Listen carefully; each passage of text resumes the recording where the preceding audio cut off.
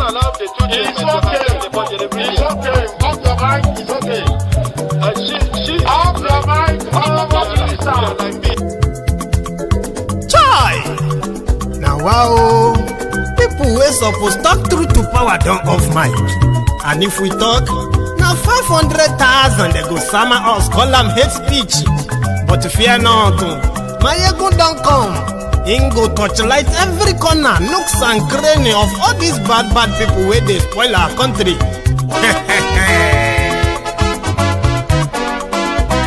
So my people make we loud, oh, yo, yo. My ego don't come, oh, yo, yo. My people make we shout, oh, yo, yo. My ego don't come, oh, yo, yo. My ego don't come, man of the masses, oh, yo, yo. My ego don't come, oh, yo, yo. My ego diary politico, oh, yo, yo. My ego don't come, oh, yo, yo. This one not the off in mind, oh, yo, yo. My ego don't come, oh, yo, yo. And in the touchlight every corner, oh, yo, yo. My ego don't come, oh, yo, yo. Okay, some people be they holla say they want the power. Chai, them be promise us say we go get light and power. Nah. Them hustle sote they can't get the power. But now they know they do anything with the power. Sure. Every day, dollar just they get the higher power over naira. Still them talk say make we off mind. But thank God say my ego don't come. So my people make you loud, oh, yo, yo. My ego don't come, oh, yo, yo. My people make we shout, oh, yo, yo. My ego don't come, oh, yo, yo. My ego don't come, man of the masses, oh, yo, yo. My ego don't come, oh, yo, yo. My ego diary politico, oh, yo, yo. My ego don't come, oh, yo, yo. This one not the off in mind, oh, yo, yo. My ego don't come, oh, yo, yo. Person where they do evil, no one make person talk. Them say that my yegun, that man too they talk. He too they talk. Say my yegun diary, he they hot like pepper. But every day then they take money in bulk. Woman picking they the street they hawk. Still them talk say make we no talk. But thank God say my yegun don't come. So my people make you loud, oh, yo, yo. My yegun don't come, oh, yo, yo. My people make you shout, oh, yo, yo. My yegun don't come, oh, yo, yo. My ego don't come, man of the masses, oh, yo, yo. My ego don't come, oh, yo, yo.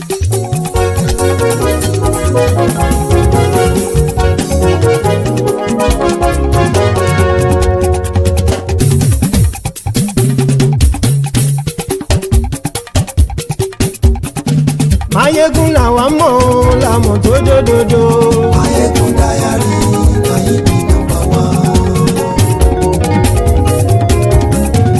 Mayegun làwa mọ̀ làwọn tó jódodo.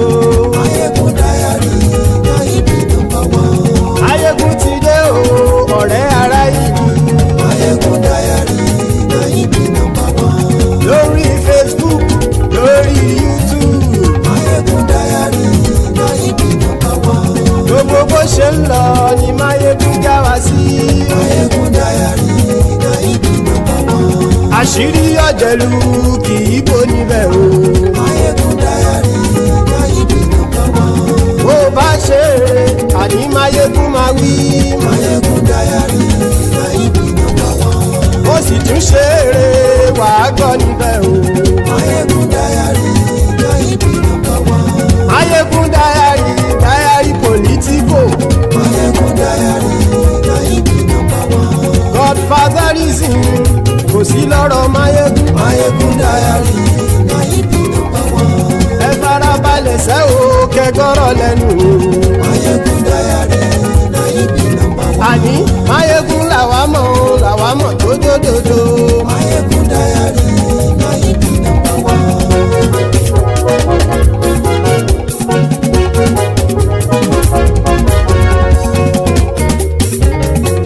Àní ẹ̀sùn ràkì. Mayegun ti dé. Mayegun ti dé.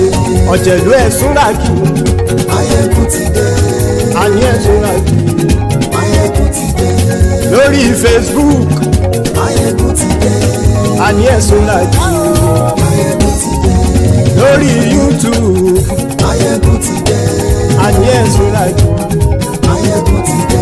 Bọ́ bàbá gbé wúrẹ́, Máyégún máa wí. àní èso làjò. Máyégún ti dé. Bíjó ìgbádìyẹ, Máyégún máa wí. àní èso làjò. Máyégún ti dé. Presidiot bá rúfin o, Máyégún máa wí. àní èso làjò. Máyégún ti dé. Kí gómìnà kówó jẹ, Máyégún máa wí. àní èso làjò. Máyégún. Hello there. Good morning to you. Good afternoon to you. And good evening to you from wherever you are joining us. This is Máyégún live. Thank you so much, brethren, for joining me. Please, after reading the caption of this broadcast, remember to read the description of the broadcast as well. Like it, share it, invite your friends, invite your not so friendly friends. Tell them all that Máyégún today, Máyégún is live. Tonight, we shall start from taking a critical look into the nonsense that Thiefnubu spewed in what they claimed was his maiden presidential charts. The engagement with journalists, selected journalists, who are there to possibly massage his ego in a pre-recorded chart that did just one thing, show to you the sadistic rogue in charge of Nigeria, a self-centered man, a selfish human, as well as insensitive crook to whatever it is that he has brought upon you as a people in the last 19 months. So, share this broadcast. Sit back, relax, while we, begin to scrutinize or lay to bear their jargons. Most importantly, from all that rubbish and all that Thiefnubu spewed yesterday, the takeaway, for those of you who haven't seen it, is that whatever it is that the Nigerians are going through right now is pretty much like they deserve it. So Thiefnubu, you deserve it. And if you have any means, you should possibly just adjust and get used to it. Because according to him, this is just the beginning. It is just a starting. Whatever it is that you have faced in the last 19 months of Thiefnubu, it is just the beginning. He has also shown to us that under his ruinership, Nigerians have been progressing in reverse. Your progress has been in reverse. A man that bragged about his, his imaginary friend that used to drive 5 Rolls Royces. But within the 18 months of Thiefnubu, his pal has now become very poor enough that he can no longer afford to fuel his 5 Rolls Royces, his imaginary friend. So what people have been asking is, if somebody that had 5 Rolls Royces that could drive his own Rolls Royces before Thiefnubu, if that person has now resorted into driving under Accord or under car, what happened to that young man or woman driving under before Thiefnubu? And then what happened to those of you who are like trekking before Thiefnubu? So here is kind of the answer that people have given. If a man that owned 5 Rolls Royces has become poorer within 18 months under Thiefnubu, that he now drives about undercar because he can no longer afford to fuel his own Rolls Royces. So you see that van that was driving undercar is probably trekking now, sold his car to feed himself, and is trekking. And to the ones who have been trekking, majority of them are possibly dead as well. This is like a country progressing in reverse, and Koolu is very proud of that. That is where we are going to start from tonight. Also, our own man, Barrister Dele Farotimi, has fulfilled the criminal bail condition set before him, and is now back in Lagos. And the icing on that is that Dele Farotimi, they has won his first case against Afe Babanlaole. And what was that? Remember that after using the judiciary, the criminal, Ekiti judiciary, to lock Dele Farotimi up for 19 days, or no, it's actually like 21 days, okay? After using the criminal judicial system in Ekiti to do that, they now went on this, frivolous suit. They started instituting frivolous suit, frivolous cases against Dele Farotimi from Ekiti to Ibadan, from Ibadan to Abuja, and from Abuja to Port Harcourt. The one they filed in Port Harcourt is actually in two phases. The first one is defamation of character by one Ashiri, that from Afe Babanlaole's, chamber. They also filed a case to have Dele Farotimi's name expunged. His name must be removed from the legal practitioners in Nigeria for insulting, or for exposing the criminal, the crooked 95-year-old Afe Babanlaole. Guess what? The LPDC, Legal Practitioner Disciplinary Committee, today released their own verdicts. Dele Farotimi has done nothing wrong. Whatever it is that Dele Farotimi has done is intellectual property, so to say. He wrote a book. You found it offensive, right? Then sue him. Don't bring that to us. So I told you this before, that they should go and institute all these their frivolous cases across Nigerian courts. We have seen that of 4 states. We're expecting them to institute it in another 32 states. Unfortunately, maybe they will still do that anyway. Now, all of that will actually fall over one another, like pack of cards.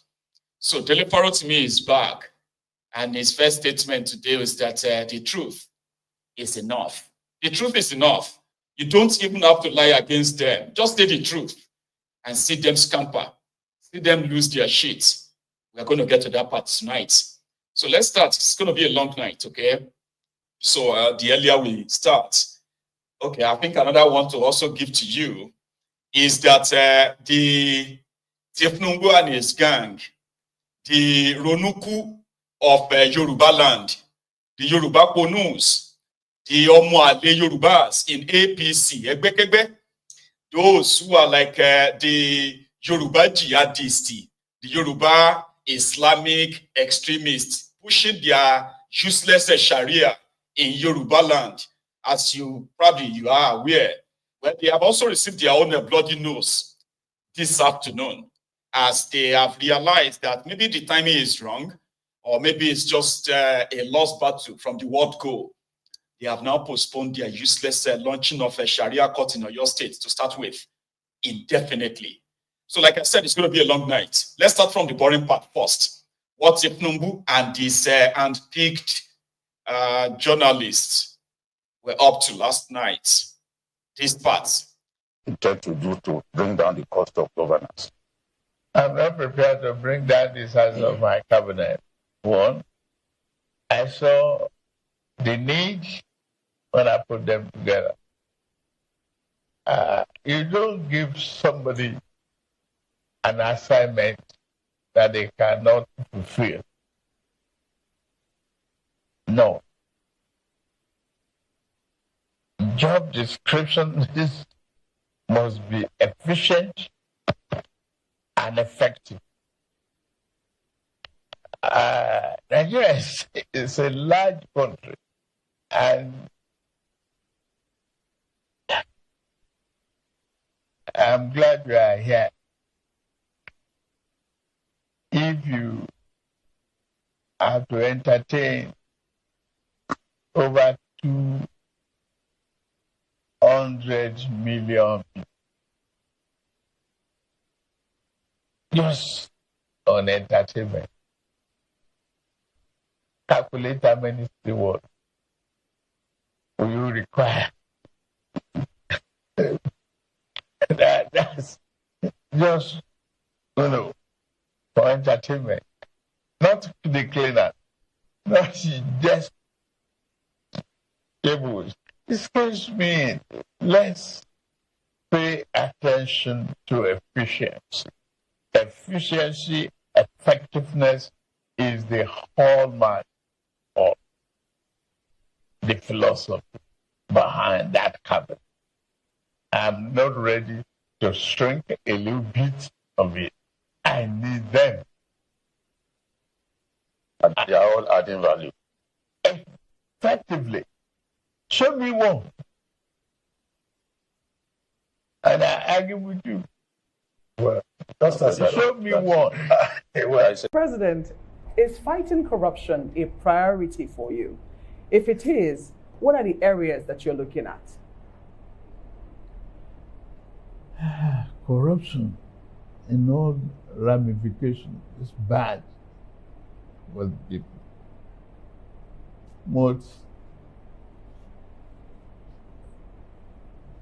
First of all, pay enough attention to the causes. Why are the people corrupt at all? The lack of social amenities, the lack of needs in some areas, lack of funding for their children's education. There are so many anti-corruption mechanisms that you can put in place that will help the people not to be corrupt. Pay them good and living wages. I have moved from 35,000 to 70,000. To me, that's anti-corruption. And if I can earn more, I've given more money to the state and local government level. I've been transparent with my earnings. Every month there is a publication as to how much this country is making. But Mr. President, it doesn't address grand corruption. There's petty corruption and there's grand corruption. Only recently, the EFCC, published the fact that one person owned 735 houses in Abuja alone. One person. And we got it. You don't know how long it has started. It did fantastic infrastructure. He had rule of houses, but we got it. That's anti-corruption too. We got it for the public. Disclosure, abilities to stem corruption is part of the instrument of EFCC. That is why they are discovering all sorts of inefficiencies in the system. Block all the loopholes where anybody can just game the system. Part of the anti-corruption, removal of subsidy too. It's anti-corruption.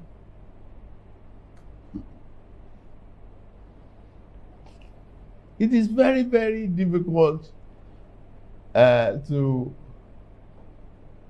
say you will eliminate it. You will reduce it to the barest minimum. Meet the people's needs. Help the people grow. Help them with the education of their children. Our student loan is part of anti-corruption. No parents should lament how to encourage their children in university education. Today it's working for larger populations. Larger part of it, 60-something%. At the University of Maiduguri, I have somebody called. Say, imagine a little contribution from my daughter in the university for me to start business. That's part of tuition fee allowances. We are helping one another. The society is moving out of illiteracy to literacy. I enjoy debate how many and what type of courses are being offered in the universities these days to improve science, knowledge, and technology. We just continue to work at it. But I'm sure we are not taking our eyes off those serious. Nuisance lele. Like I said, we are starting from the boring parts. Okay, just before we get to the interesting part of the program this evening. Okay, Koolu. I am trying to find the right words to describe him. Well, a lot of people have said a lot of things after they watched. For those who could endure watching that chat, recorded cut and join chat. When you look at the body language of the journalists that were there asking him questions, right, you can easily tell that it is either they are the dumbest set of people to have in this your journal, in your media in Nigeria of today, or they are just a set of I won't use hypocritical, I would say incompetent, the dumbest as well, like the incompetent set of journalists. Or maybe they were just starstruck, where they're like starstruck, like they're like, oh my God, we are sitting with. Well, when you look at all these guys, majority of them, they are like paper tigers who can actually, like, rap, but they can't bite. Or they ask critical questions, but during the editing, they cut them off in order to give you that sort of conversation, okay? They are supposed to be living in Nigeria. Thiefnubu promised them, he promised you minimum wage since May. Do you know that Shengbang, they haven't paid till now, right?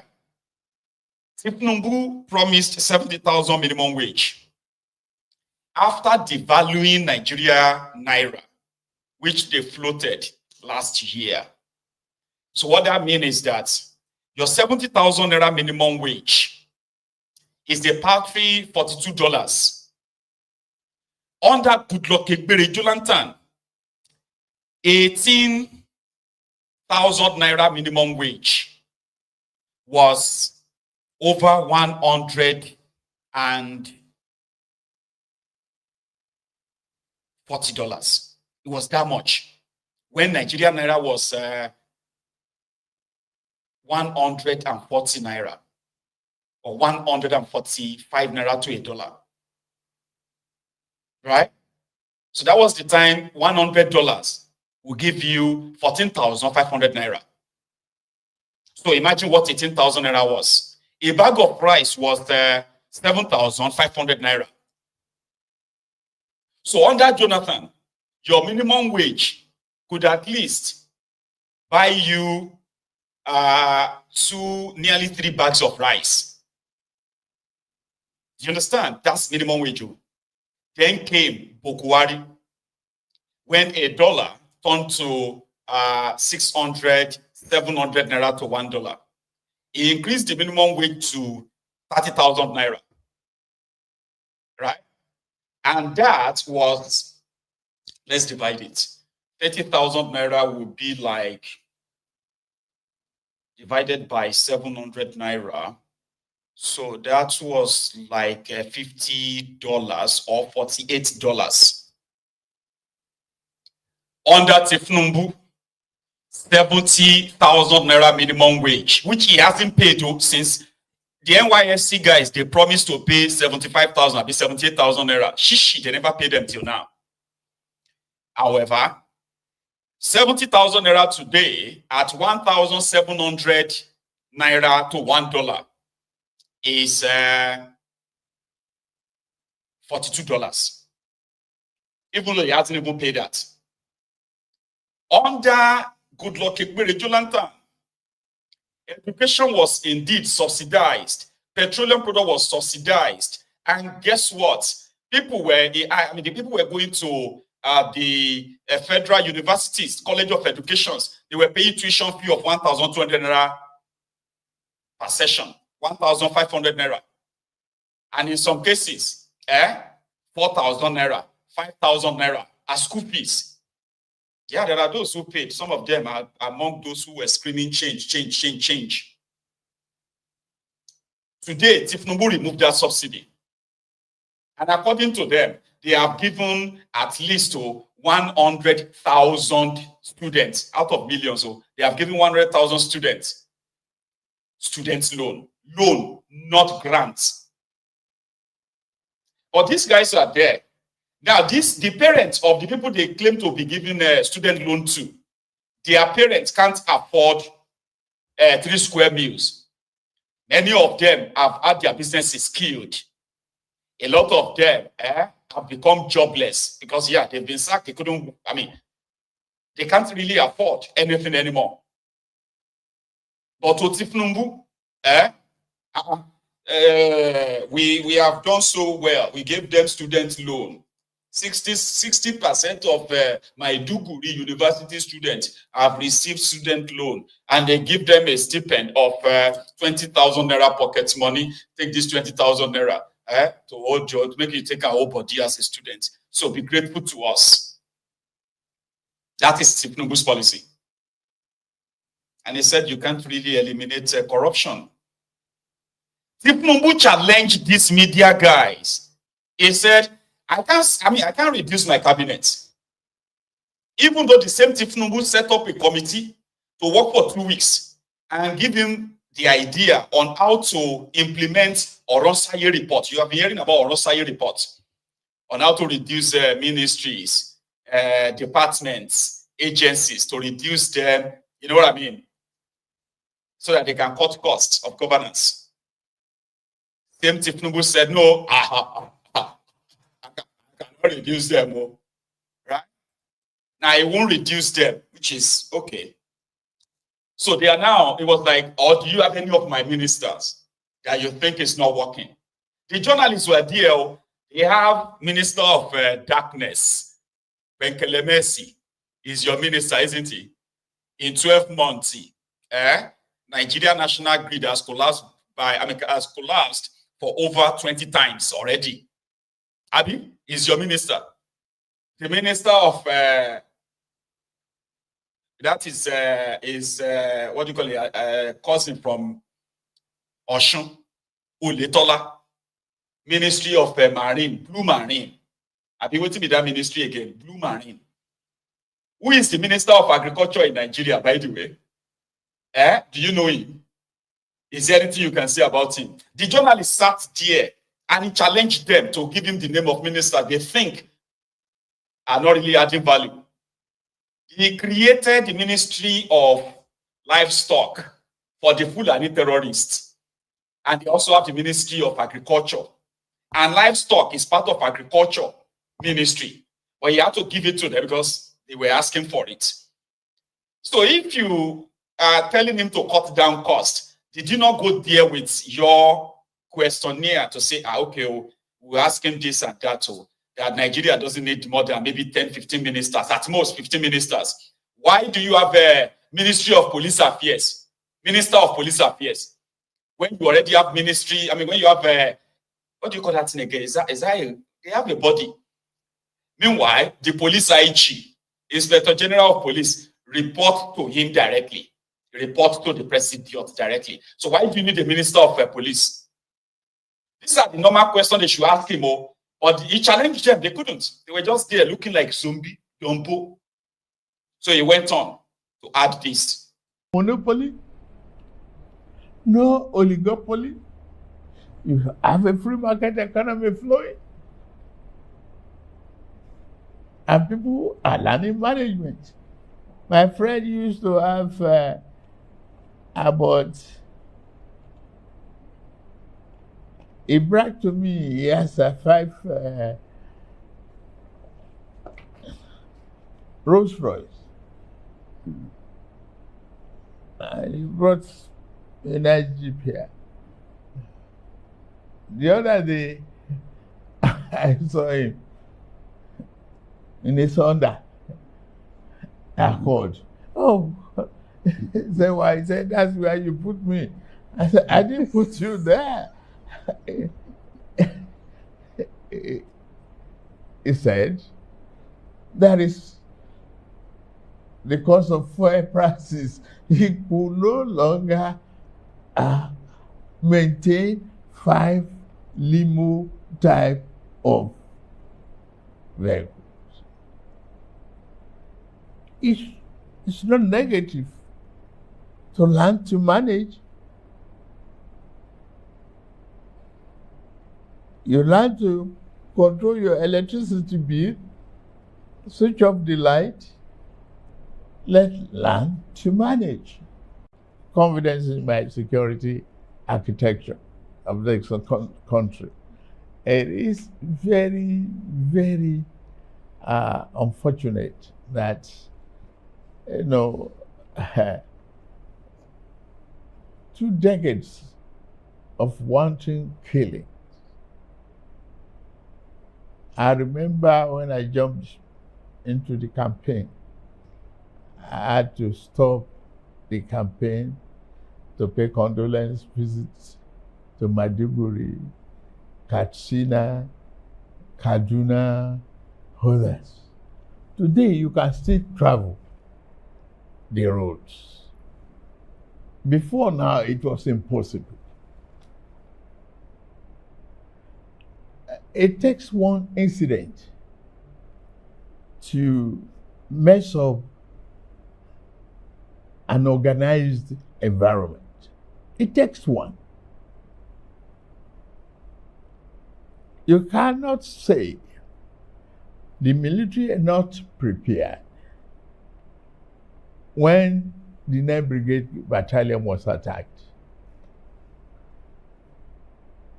You can't laugh at your nation because of that.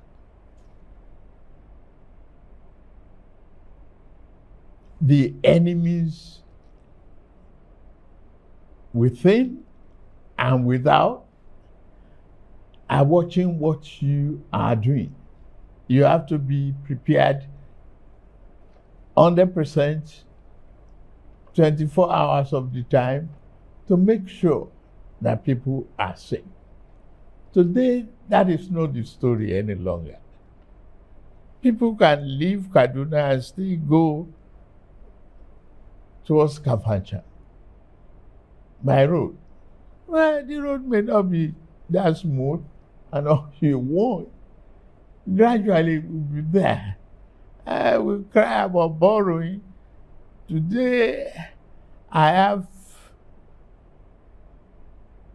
60 from 98% thereabout of debt service. I brought it down to 68 thereabout percent. Give credit, please. We are managing it. We have exited what used to be a problem of ways and means lending, where we have no financial control and fiscal discipline. More money going down for development. More revenue being generated are being distributed.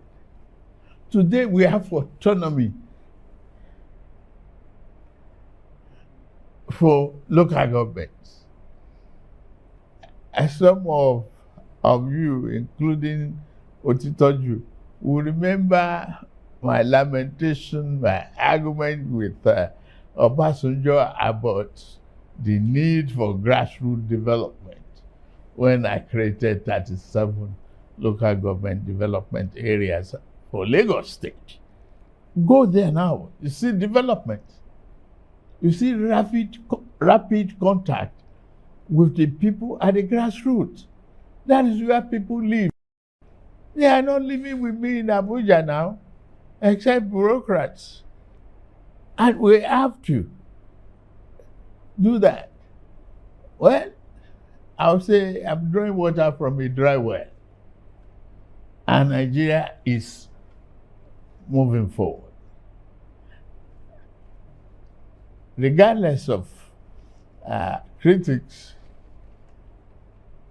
this is a budget of restoration and hope, and that Nigeria is on the path of recovery.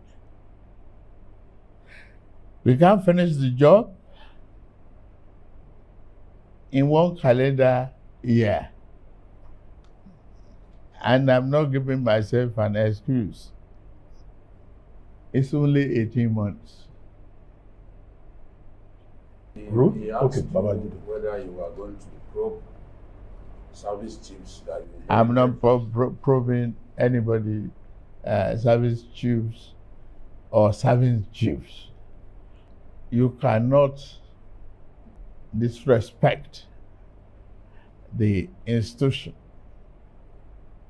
because of a threat of a probe.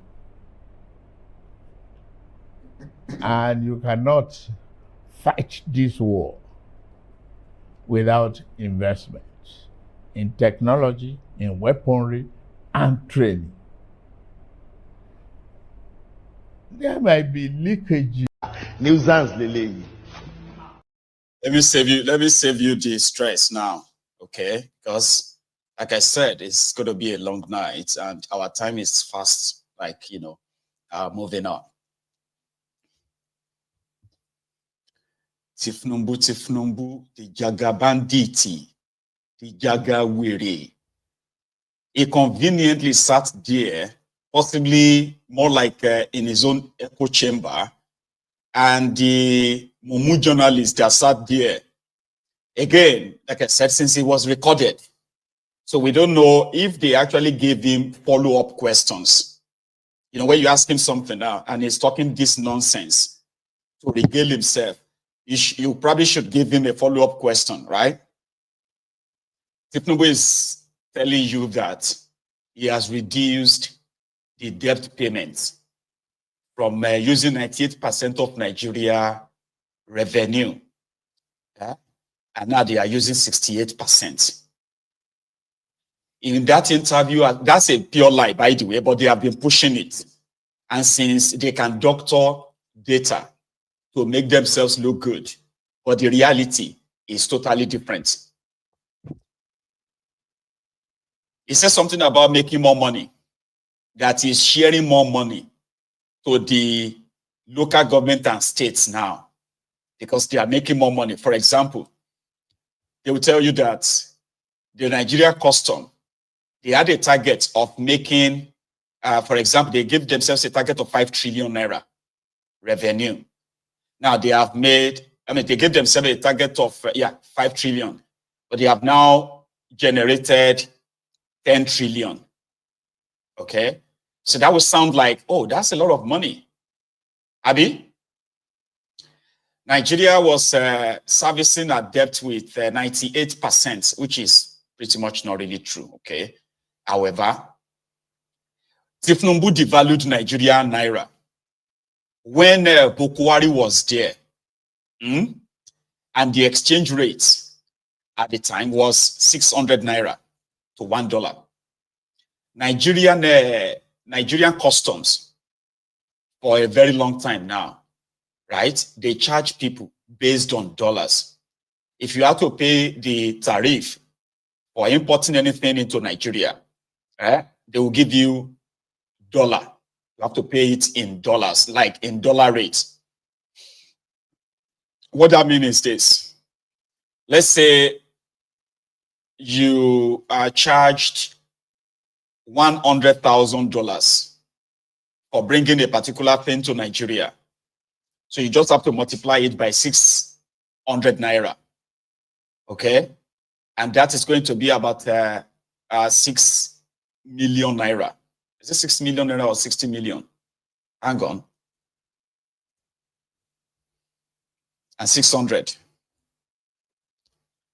So let's say 60 million naira for $100,000.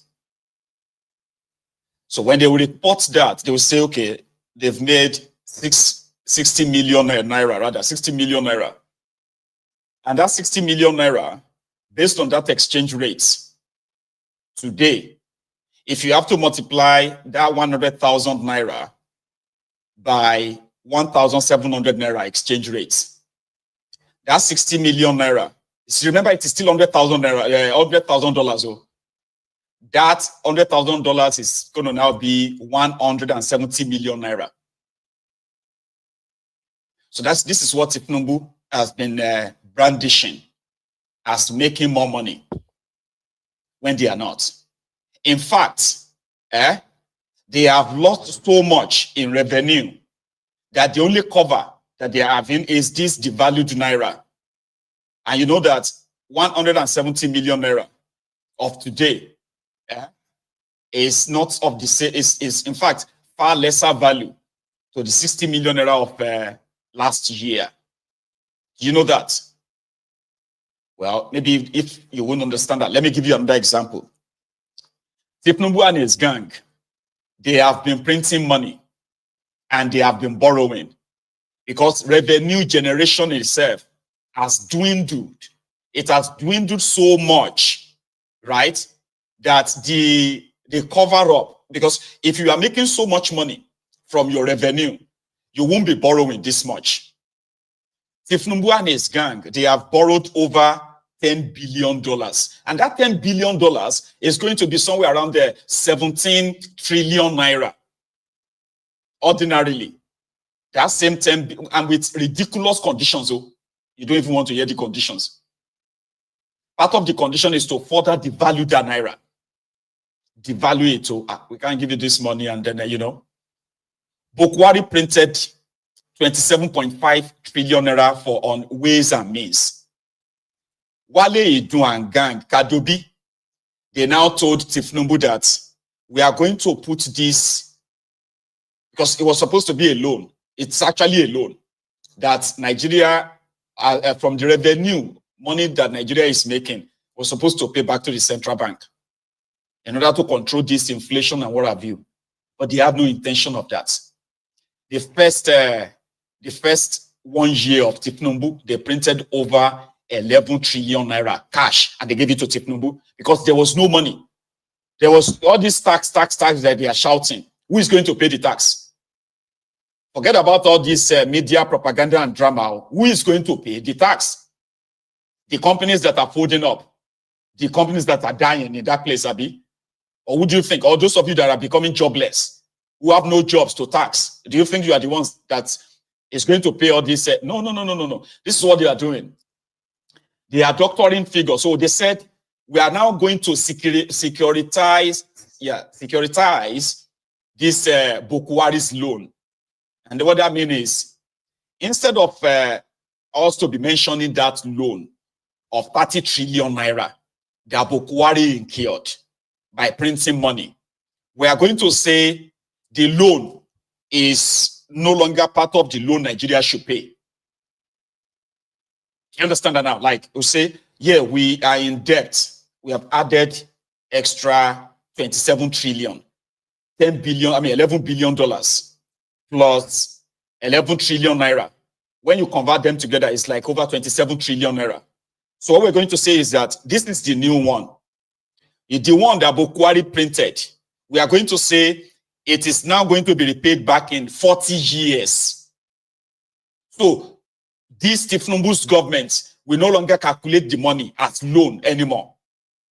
So that Thiefnubu can go out there and tell you that instead of me paying back with using the 98% of, I'm just using the award now, using 98% of our revenue, which they don't really have. Instead of me paying back with this 98% of revenue, we have securitized about 30% of the loan of 30 trillion naira. Okay, we have or about 25% of the loan. We don't have to pay it now. It's no longer loan. We can pay it back in 40 years' time. This is them talking to themselves, so making the rules for themselves to look good, Abi. And that is what Thiefnubu is reiterating to you, so that they can now have a bit of a clarity, okay, to borrow as much as they want to print as much money as they want to print, so that all of you will not be looking at it and say, this money, this loan, don't they reach 200 trillion? No. They say, no, it's not 200 trillion. Remove that one that we have. He even came out, Thiefnubu came out and said he has paid the money printed by Bokwari, has paid it off. That's no longer loan. It's cleared. You understand? And that is not how economy works. That is why you're having this hyperinflation in that place. Now, the source of revenue for Nigeria is crude oil.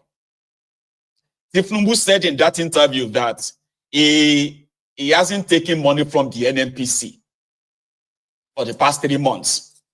Because I remember on this program, I said, could anybody tell me how much money, how much crude oil? Okay, we heard of how much crude oil NNPC sold. Could anybody tell us how much money NNPC remitted to Nigeria since the beginning of 2024? I have been looking for that record. I haven't seen it anywhere. How much has NNPC remitted? What they have turned that into is like under Bokwari, okay? Instead of NNPC to be arrested, NNPC guys to be arrested and probed, right? Thiefnubu replaced those sharing the money with his own people. So now they can use the central bank to print money to cover it up. Now they cannot continue to print because the the Central Bank of Nigeria document or record will show that they have printed, APC, Egbekegbe has printed over 50 trillion naira in a space of 9 years. This is monumental. This is catastrophic. So the only thing they can do is to say, we have cleared this one. We will pay it in the next 40 years. That would be, God damn it. So this is what Thiefnubu is now saying in that drama. So somebody could have given a follow-up and say, but you only securitize the central bank loan, which is a loan, the ways and means. Now you are telling us here that you have cleared the ways and means and all of that, but the record is not showing that. Nobody gave that follow-up question. And this is like the same way this Thiefnubu and his gang falsified the data to say the record of over 70% of Nigerians either unemployed or underemployed is not true. You only have just 4.8% Nigerians unemployed. So which means Nigeria has no unemployment problem at all. So this issue of more money is another fraud, another lie that you can ask yourself, how can we be making this so much money? and still be borrowing. That is where they will tell you that, no, don't ask that question. Because it doesn't make any sense. It is like the Nigerian custom generating, for example, let's say they generated let's say they generated 1 billion, all right, $1 billion in 2022. And the exchange rate was 600 naira to $1. So practically that can be 6 trillion naira. Here you get. So in 2024, the exchange rate is 1,700 naira.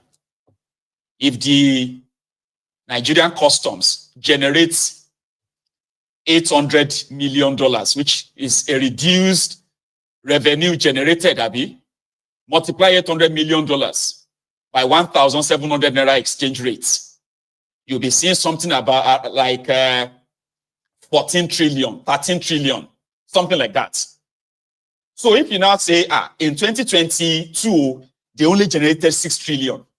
In 2024, they generated 11 trillion. To you, they have generated more money when they haven't. Do you get that? No? Don't worry. Thiefnubu talked about local government autonomy. The Supreme Court, which is the Supreme Court of Nigeria, ruled that local governments should be paid their own allocation directly by the federal government. That ruling has been in place for over 7 months now. Are you aware? And guess what? This same Thiefnubu and his Ministry of Finance, the Ministry of Justice, the Minister of Justice, Minister of Finance, they have not dared to pay any local government in Nigeria their money directly. Rather, they have not obeyed their own Supreme Court. They haven't. But Thiefnubu will tell you, I want autonomy for local governments. Autonomy. I bring autonomy for is the, so that local government can collect their money. Now, the state governors don't want that. But as Thiefnubu and his regime, have they tried to pay any local government their money directly for the past 8 months since that Supreme Court judgment? I mean, after Supreme Court, there's no other court. But Thiefnubu and his criminal arts leakers, the vuvuzelas, his fellow propagandists, they will continue to flung it in your face and say, hey, we have local government autonomy. So the journalist seated there couldn't ask him and say, but you have not obeyed the Supreme Court now. So what is delaying it? Is it the governors that have the power? Because you are the one paying the money. The governors can't take you to court anymore because it is the Supreme Court ruling. Because it is all Genje fraud. One of them that came back from the meeting was Ruben Apati. And of course, that's what you get to know. He said, Thiefnubu was like so in control. He was answering all the questions. Oh, wow. I speak as a veteran of presidential media chats. I was in the first presidential media chat that President Obasanjo had after the return to civilian rule. Now, I also have interviewed since then every Nigerian president. I managed President Goodluck Jonathan, and I organize presidential media chats on a regular basis. So I speak as somebody who can claim to have very solid experience in the business. And I want to say, to start with, that I think it was a good development that President Bola Ahmed Tinubu, decided to have that presidential media chat yesterday. And I was privileged, again, to be the moderator of that chat, which is something at a personal level I consider historic. Now, let me tell you about the atmosphere of it. Nobody asked us to submit questions. President Thiefnubu did not say, what are you going to discuss? In fact, we did not see him until he walked onto the set. After we have been kept waiting, well, don't let me complain. The president can keep you waiting. You cannot complain. Until he walked onto the set, that was when we asked him questions. And I was impressed with the fact that he was in very good spirits and he was prepared to take on the encounter and he was ready to talk to Nigerians. I think, by way of recommendation, as an ancestor in this business, is something that I would like to recommend to his media team, that they should do it more regularly. This is the first one. Let him do it again and again and talk to Nigerians. Now, this particular material has gone out there and we have interviewed him. You know, nobody is complaining because nobody asked us to come and give them any questions or anything. And I stake that on my own integrity. Now, going beyond that, you go to the substance in terms of the details. In the course of the interview, I thought one of the things that stood out, apart from what people have been talking about, is a concern about hunger in the land. I asked the president that, look, people are dying. 65 persons have died this period because they are hungry. Do you promise that it will not be like that next year? I asked him again about food security. And he said, oh, we're bringing 2,000, tractors we have support from Saudi Arabia. I went to Brazil and all of that, and that hunger will no longer be a problem. The footnote I would like to add to that is to say that the president, having said that, the states also have to take a cue from that. Because making sure that Nigerians don't go about saying, Ebim power, we are hungry, and we are dying either in Anambra or at the Federal Capital Territory, the president also needs to have the support of the states. I know Governor Baku of Niger State is committed to agriculture. In Niger State, agriculture, in fact, is the main thing. Governor Bago of Niger State calls himself the farmer governor. Farmer Bago is called. So he prioritizes agriculture. So that commitment that the president was, expressing yesterday about feeding the people, I think the governors should also pick it up. Apart from Governor Bago or Farmer Bago, you call him, the governor of Bono, Governor Zulum, is also talking about agriculture. So what we need at that level is about synergy. We do not expect that by this time... Nuisance Lele. That's Apati. The word of mouth. He said he's concerned about hunger. He's concerned about this and that. It looks like he's settled in. He said, oh my God, please see. It's all word of mouth. Yeah, words of mouth.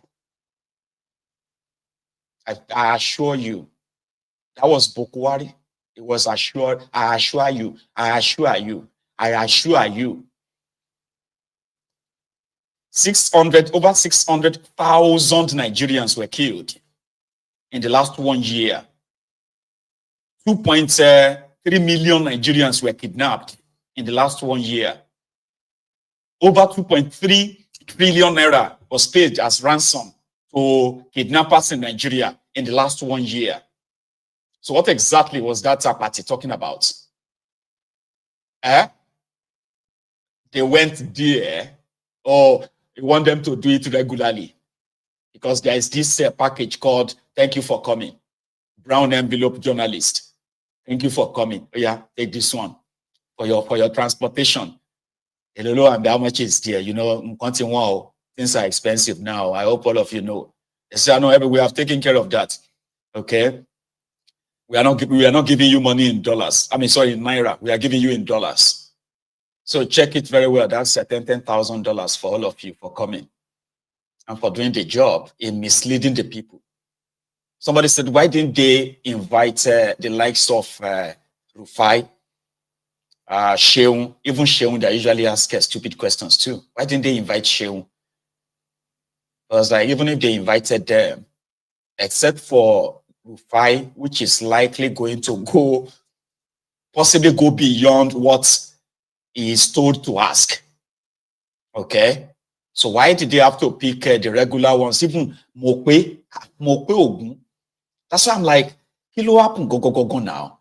Could it be that they edited the video, cut out where they felt like serious questions were asked, and the same dunderhead Thiefnubu, demented Thiefnubu, flopped, and they cut that off? Abi, this is pretty much like a misleading release. Well, they said that Rufai is too woke, and they don't like anybody that is woke around Thiefnubu. So they prefer veterans like Apati. In that same studio, by the way. Good one that the president has finally acceded to speaking, to have a media chat, have a conversation around the state of the nation, the state of the economy. What's your take on this?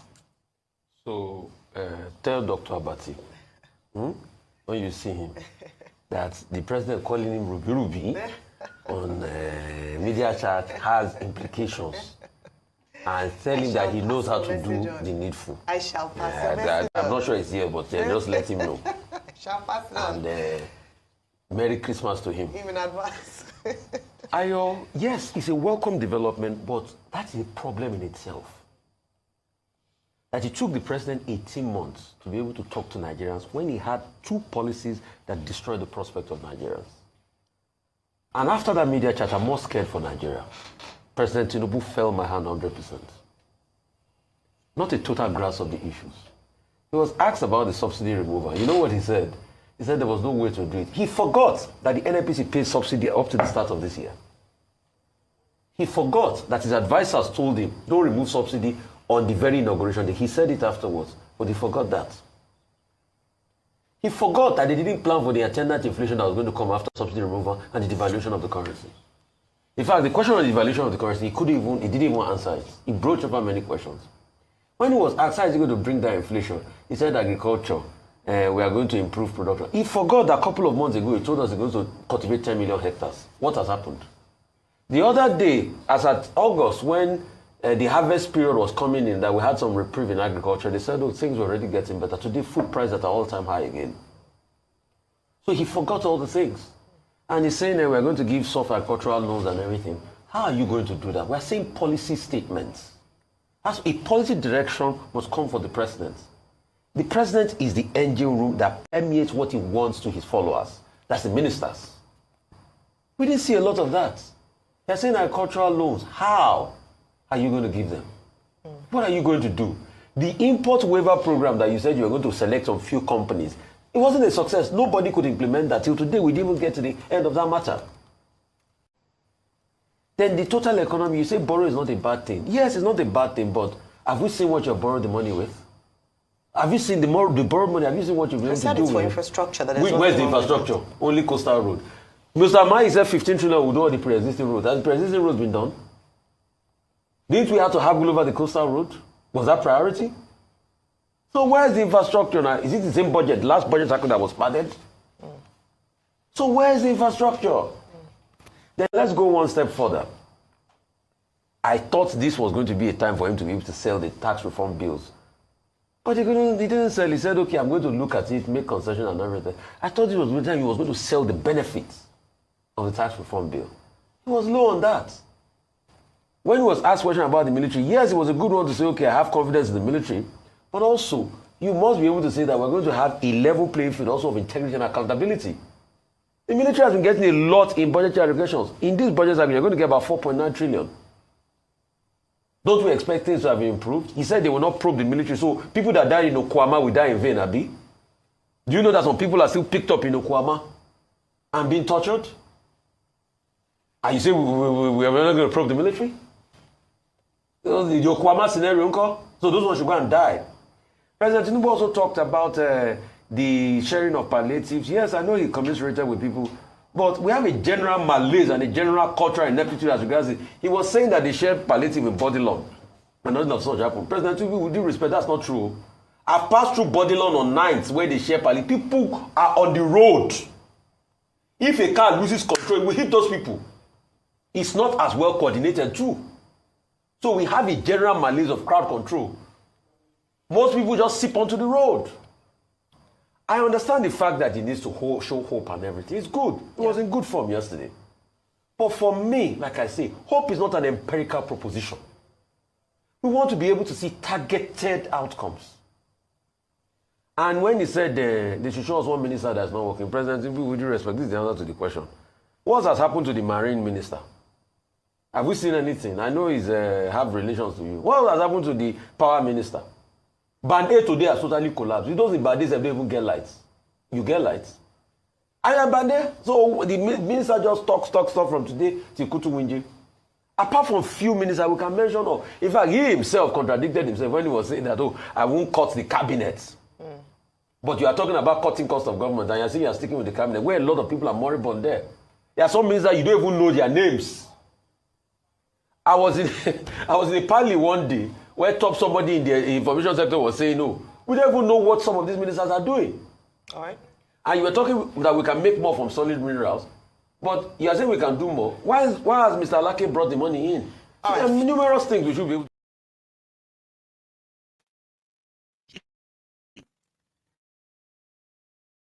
I had to kind of like stop that because again we have a lot to add. But I'm beginning to have a problem again with my audio.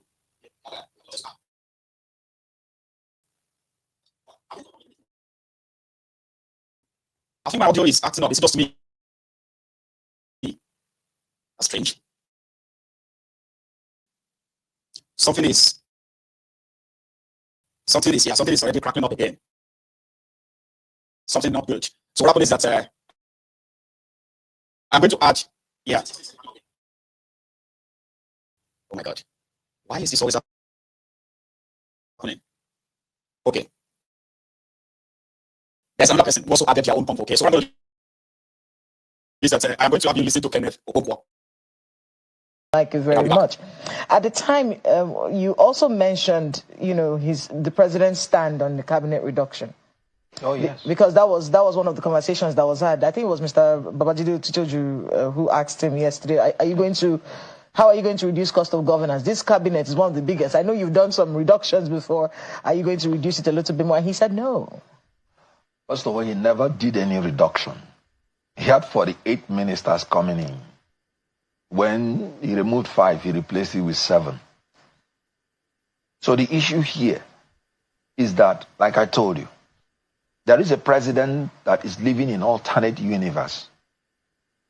He said we must learn to live within our means. We should not be spending more than we are producing. How can a government in a capitalist economy? I'm going to put that back on.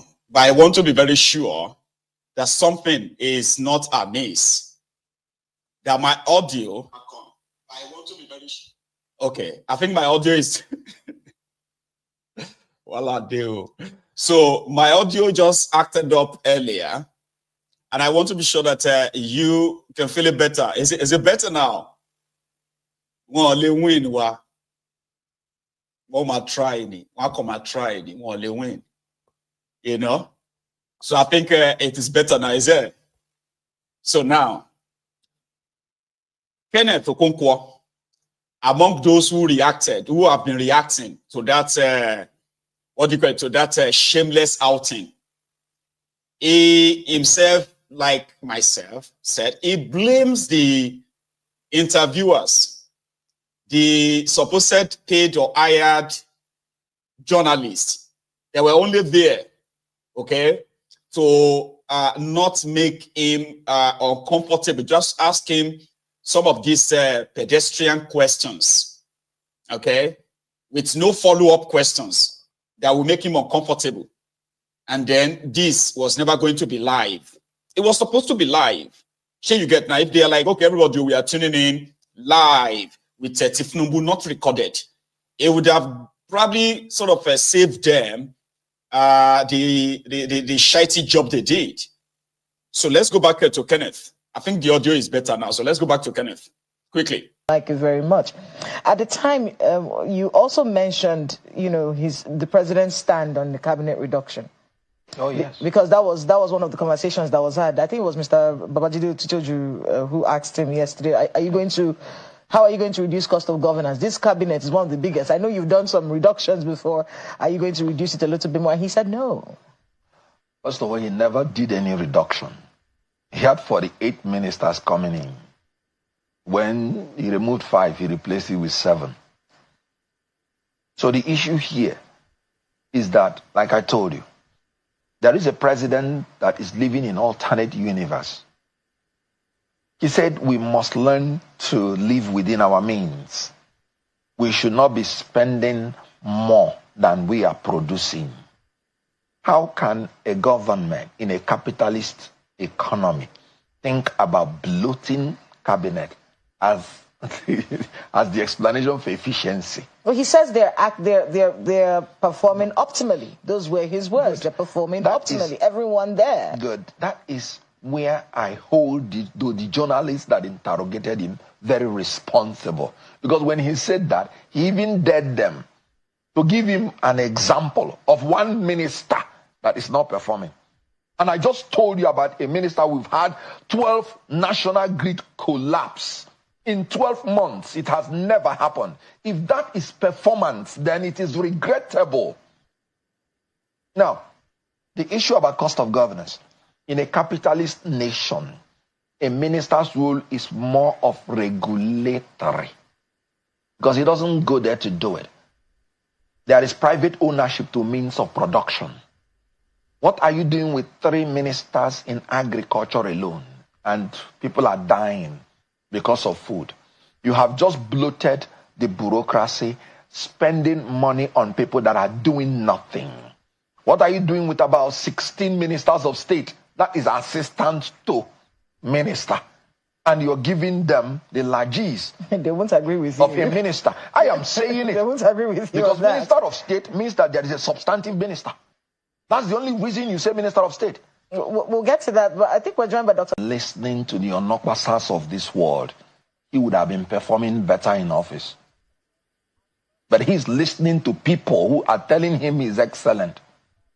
And he will come to the whole world to be saying he's calling himself excellent. On the graves of about more than 70 persons that died on the eve of that score to himself because of food. What is the level of conscience that we need for a man to be compassionate for his people? Look, the facts are there. Facts are sacred. This same president, when he was told about corruption, how to fight corruption, he said, oh, I will fight corruption. We are fighting it. How? We increase the wages of the people. Oh, we are allowing people to go to school, education. Let me tell you, corruption since the fall of man in Garden of Eden is innate in human nature. And the only thing that can deter people from being corrupt is deterrence, punishment for corruption. This president has just revealed intent to punish anybody that is corrupt in his administration. The only thing that will make him to punish anybody is when you are no longer loyal. And it happened with the humanitarian ministry. I was here when I came. Have those people been tried? You suspended, you removed. Has that person been tried? Now, when he talked about he's increasing the wages of people, when this president came in, the minimum wage in Nigeria was $60 per a person. Today is about $46 per person, less than $2 a day. And then you're talking about you're fighting corruption by increasing minimum wage, when actually the value of the minimum wage has reduced. That means he is actually increasing the propensity for corruption.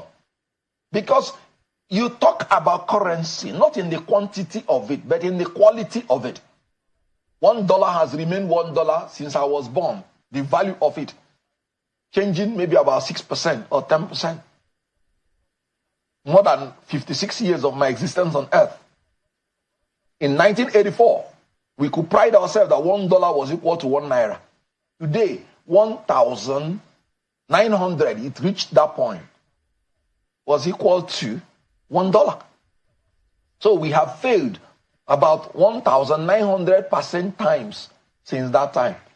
And there is a president sitting down telling you he's excellent. Now, let me tell you about the subsidy that he talked about. Petrol price is not 1,000 naira because of removal of subsidy. When subsidy was removed, the price came to about 517 naira to per liter. What cost the per liter fuel to reach 1,000 something is the devaluation of the currency. Now, economically, any president that is sound economically, you do not devalue your currency when you are a net importer of resources. When he devalued that currency, Nigeria was importing 100% of refined products. What it meant was that you have made your importation more costly than your exportation. And then, even the government could not afford that price. That was why they had to introduce some kind of subsidy again. They removed it completely. But because of the devaluation of Naira by more than 300%, from about 500 Naira to 1,700, and it jacked up the price of fuel to about 1,000, more than 1,000. So the issue here is that there is a government that is lacking in knowledge, in economics, in emotional intelligence, and in reality. They are living in alternate universe. The problem with this government is that they are bold to take decisions, but they want to extort all the sacrifice from the people. Because people have to be the ones to pay, not them. Currently in Thiefnubu's government, you that is watching me, be honest, whether you are a Ronuku or a Ronu Nazi, Lagos Abobaku or Oshogbo Alimajiri, a bad idiot or a bastard, be honest. Out of 49 ministers of Thiefnubu, how many of them do you know? And their names, how many? Be honest. Now, maybe Ronukus won't really answer. So those of you who are like general, member of this platform, how many of Thiefnubu's ministers do you know? You don't have to know their full names. Just like, okay, Minister of Agriculture, a Minister of Housing, or Minister of Youth Development, Minister of Sports. How many of you know who is the Minister of Sports here? How many of you? Don't go and check. Don't go and check your. Don't go and check Google right now. Just type it as I'm talking right now. Give me the names. How many of you know the minister? I know me. You don't see me. I follow them all the time. I do not know these guys. I know this former governor of Jigawa. What is his name again? Badaru is your Minister of Defense. The other terrorist from Zamfara is the Minister of Defense for State, Patawali. I know your Minister of Interior. I don't know your Minister of Police Affairs. I don't know the name of your Minister of Housing. I don't know the name of your Minister of Youth Development. Musawa, I know that Musawa. I think that one is Minister of Culture. I'll be waiting to be that one again. Who is your Minister of Trade? Who is your, do you know them? But they exist. Who is the Minister of Livestock? Everybody, they collect. Then I know who Devulu Minister of Works. I know the Minister of the FCT. With a wiki. Who else do you know? You. Out of 49 ministers in Nigeria under Thiefnubu, how many do you know? I don't think I know up to 11. And it is because they are in the news. Whether positively or negatively, most of them negatively. Right? Listen to this guy. His own assessment. Honestly, if you ask me, I'll tell you that I've not been really impressed for the mere fact that he has not been able to push the boundary that could inspire the confidence of Nigerians on the issues of economy, which is comatose. Nigerians are angry and Nigerians are hungry. The issue of even the fuel subsidy. Mr. President, in his analysis, he has stated that he has no regrets. That's to tell you the height of insensitivity of a leader.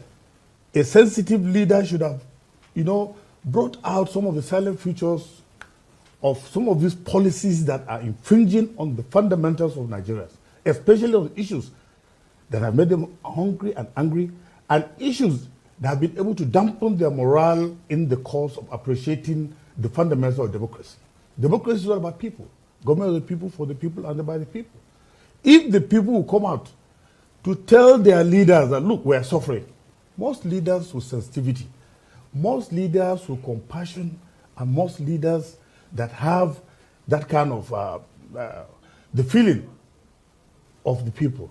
If there's an issue that is bothering them that needs to be distracted, if you are going on a wrong journey of discovery, how so far you might have gone, if you find out that it's not the right way, you come back and retrace your steps. Okay. Now, under the present circumstance, we've seen that people have been complaining, people have been in want, people have been hungry and angry, but the president is saying that he has no regrets and he's not bothered.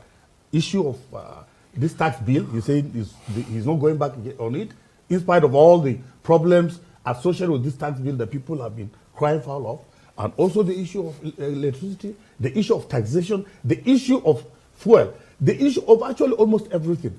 It has not inspired confidence. Under globalization and multiculturalism such as ours, we are under no illusion to the fact that Nigeria is facing myriad of problems. Okay. And these problems could only be solved by a government or a president that has sensitivity, a president that has the feeling of the yearnings and aspirations of Nigerians, so as to make... Send on a papa. Thiefnubu no send all of now. Because he bought, he said it, he told the northern leaders, he said he bought the presidency. He paid for it. Okay? And he owes you nothing. Whatever he does, just kind of anything that he does for you that sounds good or looks good, just count it as your luck. He owes you nothing, to be honest. Or I'm coming back to Thiefnubu, but there's something I want to quickly touch. And that is our own Dele Farotimi. Today, Barrister Dele Farotimi was released from the Ekiti prison, where Afe Babanlaole and his gang, had him locked in. So the obedient, movements, as well as other, movement like the Revolution Now, they were all physically present to finalize the bail conditions and get Dele Farotimi out of the hands of his traducers, his persecutors. Dele Farotimi wrote a book that exposed the rot in the Nigerian judiciary, and he said it, that Nigerian judiciary can't really be saved. And according to Dele Farotimi, when he came out this afternoon, in his own words, Dele Farotimi said that all we need is actually the truth. He said the truth is enough. He said, I have never lied against anyone in my life. If I don't know, I will say I don't know. The truth is enough. It is the only weapon by which you can slay the monster called Nigeria. Now, in his words, this afternoon, a quick one. Listen to this. The thing I need all of you to know is this. I am not unmindful of the sacrifices that you have made to be here today. May the grace of God find and locate you wherever you are. Amen. It's not ever an easy journey when you are fighting evil. Yes. But some years back, before I started this work, God told me very clearly, and I heard it very clearly. He says, once have I spoken. Once has he spoken, twice have I heard. He says, the truth is enough. It is the only weapon by which you can slay the monster called Nigeria. The truth, nothing else. In my public advocacy, in my fight and my wars against this evil empire that we all live in, I have never lied against anyone. Yeah. If I don't know, I'll say I don't know. That's true. DF. Remember a part of the conditions they want to enforce on him is that he must not use social media. He must not speak to the press about this after Babanlaoli. All right? Or else the magistrate court would revoke his bail. But the vintage Dele Farotimi has taken to his Twitter, and he has already started dishing out a welcome tweet to all his admirers all over the world. And he has identified himself as L1. This is the L1 in town. So you don't have anything on name if you are one of the Ronukus, the slaves living in the open concentration camp. Guess what? As Dele Farotimi was coming out of that Ekiti today, another win just landed. Bam. Remember that last week, one of the Afe Babanlaoli's stooges, his minions that usually use the same judiciary to wink those they believe dares them, or anybody that dare them, that they will use the judiciary to punish you. So they filed a case in Port Harcourt. The case was a case of defamation of character. Just same case the police helped them to file in Ekiti. Okay, 2 cases in Ekiti, 1 in Ibadan, 1 in Abuja, in fact 2 in Abuja, another 2 in Port Harcourt. So this defamation of character of Afe Babanlaoli in Port Harcourt had an extra where they filed a complaint. Guess what? 96 pages. A 96-page petition against Dele Farotimi was filed to the LPDC. That's a legal practitioner disciplinary committee in Nigeria. Their prayer was that they were quoting the book. They were quoting Dele Farotimi's book. Okay? That Dele Farotimi had, defamed Afe Babanlaoli. He had brought a ridicule to the judiciary in Nigeria, and that LPDC should do something. That is, they should remove Dele Farotimi's name from the legal practitioners' names in Nigeria, so that a punishment to say Dele Farotimi was never a lawyer. Or you know something? Let me see if I still have that copy here, because I put it down in their ruling. In the ruling of the LPDC, they said Dele Farotimi and his book borders on intellectual property. Dele Farotimi wrote a book, all right? And if Dele Farotimi's book offends anyone, if his book defames anyone, the right thing to do is to take it to court and slug it out with him.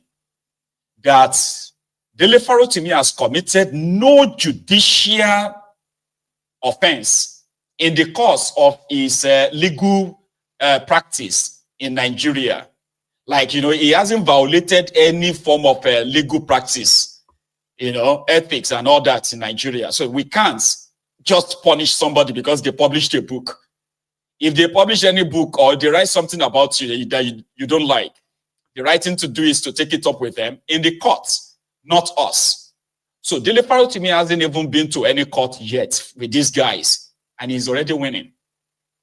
Now you will now watch them as some of these frivolous cases that they have instituted across Nigeria. You will watch how they are all going to disappear in the next few weeks and months. Because it is not Dele Farotimi that has to prove to them that what he wrote is true. Okay? They are the ones who have to prove to court that what Dele Farotimi published is a lie. Do you know how difficult that is? Especially with the events that we have witnessed in the last 21 days. Everything that Dele Farotimi said about the judiciary, everything he said about Afe Babanlaole, using the judiciary to twist them, they have done everything. Everything. So if Dele Farotimi's lawyers are to appear for any of these defamation of cases or of character nonsense in any court in Nigeria, they just have to kind of remind the judges and say, look at what they have done in the last 21 days. Look and check. Have you read the book, my lord? My lord, may I? Yes, may I? Thank you, my lord. Have you read the book, my lord? Are you in this country in the last so days, sir, my lord? You say, yes, I've been. So tell me, they need to prove to us that what Dele Farotimi said about them is not true. But it is difficult to do that anymore because they have actually shown how much, right, that these guys are lawless and criminal. And they have always had the corrupt judiciary, which they help corrupt on their side. You watch how all these nonsense cases were going to disappear. So now, if I have anything to say to, Barrister Dele Farotimi, I say, can you give us Nigeria and its criminal justice system 2.0? Like, give us the second part, please. We can't wait for another 11 years before you published another one. We know there are some things that you held back from us. We want you to publish them now. And if you can't do any publication, all right, maybe you should, in fact, do it, Goni. Yeah, do it, we will pay. You with me? Because the only power that the likes of Afe Babanlaole, the only power they have over the judiciary is to use their corrupt means, okay, to favor or to curry judgments. And if there's anything at all that should happen in that contraption to give the judiciary any semblance of, kind of like to recover from all of this, then the judiciary should launch a probe into all the cases that Afe Babanlaole participated, all the cases from Afe Babanlaole's chamber, okay? All the judgments that he has probably won should be investigated. See, if I have that kind of power, that's what I'm going to launch. If Afe Babanlaole had participated or has initiated 1,000 cases or 2,000 cases, even the ones that he lost or he won, every one of them should be investigated. All the judges that has kind of attended to Afe Babanlaole's case, all of them must be investigated, including their bank accounts. At the time, they were handling the cases of Afe Babanlaole in their courts. All of them. So everybody last. But it is Nigeria. It will be like we're asking for too much. Right? So you're welcome back, barrister. Because every time I say barrister, it will be like Colinton. It would rather have you call him a DF. DF, Dele Farotimi, the new symbol of, resistance, the symbol of,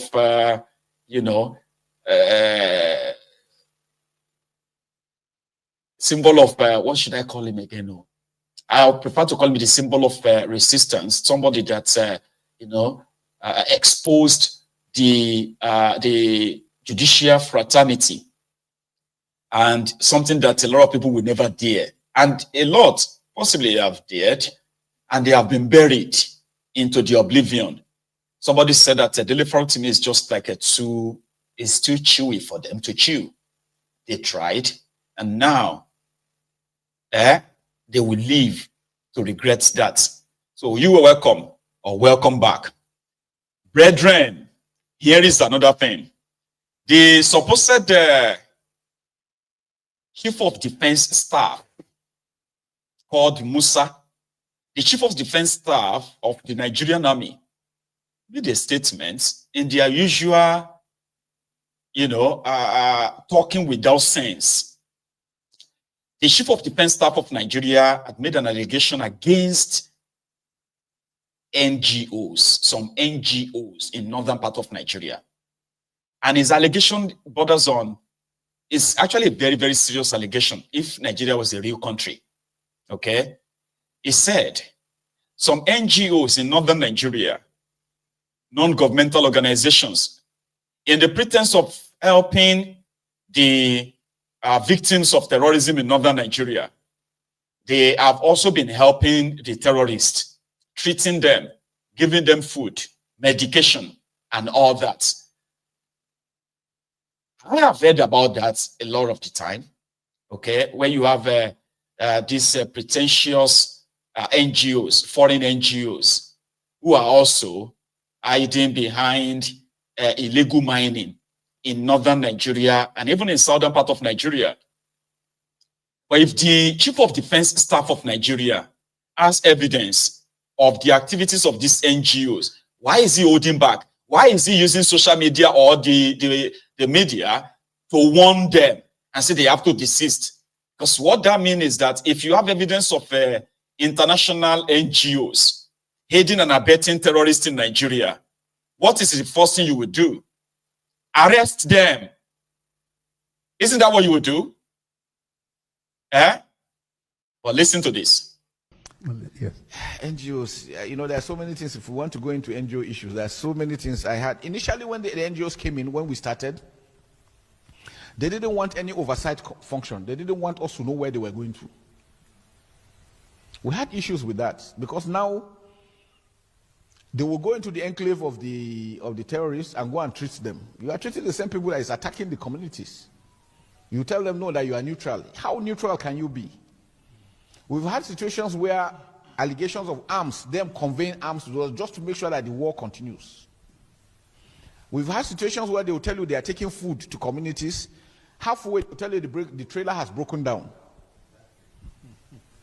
By next morning, the trailer is empty. And that vehicle that is broken down, the driver will just go and drive it and take it back. So what had happened? You have funded those guys. You are taking care of them equally. We've had several situations like that. So we said, no, it can't continue like that. And that's why we insisted with the state government that, look, the state government must know what's going on. So if any NGO comes, it must be registered. We must monitor what's going on. We've had situations where NGOs will come in with unidentified individuals entering communities. You don't even know what they're doing. They don't have NGO ID cards. They are not part of the government. Who is taking them to? What are they going there for? And so by the time we start monitoring what they were doing, we noticed things started getting better. So which means something is going on somewhere. Because they come from all over the world and you don't know who is who. So that's why for every country, please regulate what the NGOs are doing, monitor what they're doing. Most times you hear them telling you that they spent $10 million and then you wonder where. Most times the money is spent on themselves, on their luxuries. The hotels they stay, the vehicles they are using, and all those things. The locals don't benefit much from them. And yet this thing keeps on. I've told you, somebody will come and pay for a house for 10 years ahead. So what is he trying to tell you? This thing will never end until after 10 years, or maybe he will renew it. And again, I always remember that if there is peace and the threat level is low, one, they are going to retrench them. Two, their hazard allowance will reduce. How many of them will want that? We're not saying all of them are bad. No, some are really doing very well. Some are extremely doing very well. But again, please don't just assume they're just monitor what's going on, monitor what's being spent. I think it's important. I think we've dealt with the issue. There's the last one of extermination of the... when is it going to end? Maybe I should ask you, when is criminality going to end? It's something that we have to live. No, the truth about it is just something that's the new world order. And it's everywhere. In America, how many killings are going on? It's all acts of terrorism. It's going to be in every country. It is your ability to mitigate, to deal with it in such a way that it does not affect the normal lives of the people. But acts of criminality will continue. That is for sure.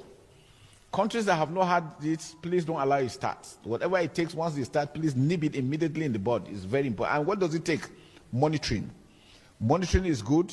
Law enforcement, legal system. These are areas that we're having a lot of challenges. Nuisance Lele. Nuisance Lele. Did you hear that? That is the chief of defense staff in Nigeria. It is like the chief of defense staff in America facing Americans and start telling them that some NGOs, they are the ones using tactics to fund drug cartels in America. And he's saying that, and at the same time advising the countries where these NGOs are coming from by telling them that they should monitor them. We know they are always doing this. We know they are always doing that. But there is no single NGO. I expected him to say, we have arrested some of them, and then give us names and say, we've arrested about 15 NGOs with over 1,000 staff. That when we probe them, we discovered that they go into the enclave of the terrorists and they are treating them.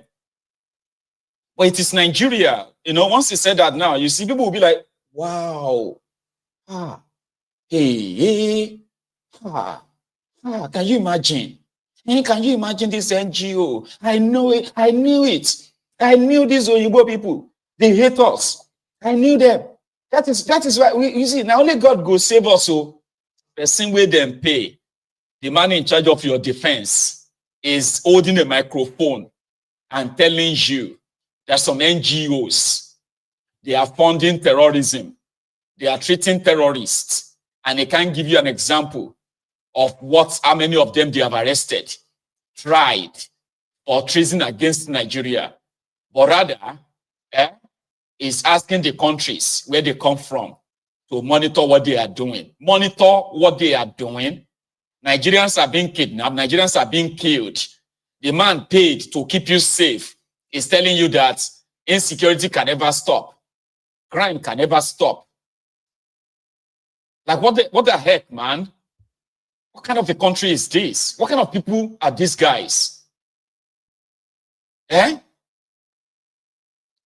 mean, if I sit here and I'm telling you that, some NGOs, they are there, they are treating terrorists. Yeah. Won't you ask me to bring evidence? I mean, you are just going to accept it and say, yes, I knew it, Jare Mayegun. It is true, Mayegun. I knew it. What is wrong with people? Nigeria has been battling with terrorism for more than 12 years now. 12 years.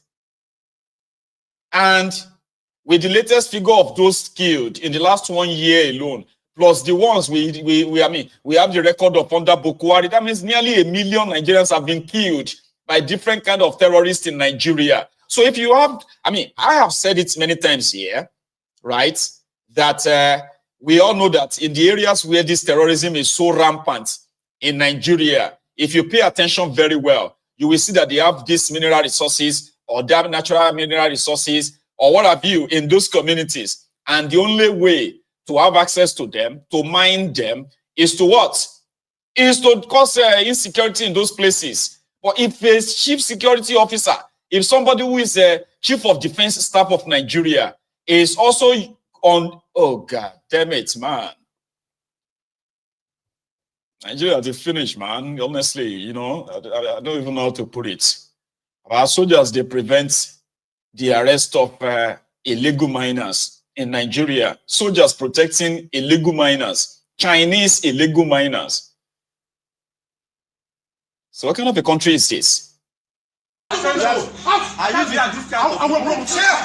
man carried weapon for us. He carried weapon. Wait. He is not cooperating. He is resisting arrest. He is resisting. Can't you see he is resisting arrest? Can't you see he is resisting arrest? Officer, are you? Let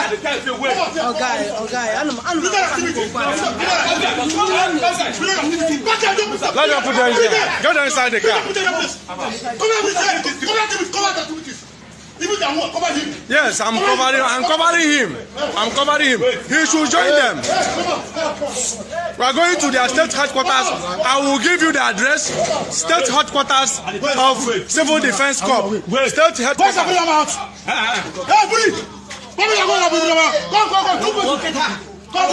No call. You carry machete. Wait, Ahoa. Wait. He will get him. You come. You will. Collect the knife. Give me the knife. Collect the knife. Carry on. This one. Hold him there. Oh yeah. Let him go with others. Are you the one obstructing the law? Are you the one obstructing the law? Are you the one obstructing what the law is doing? Open that door. Open it. Enter.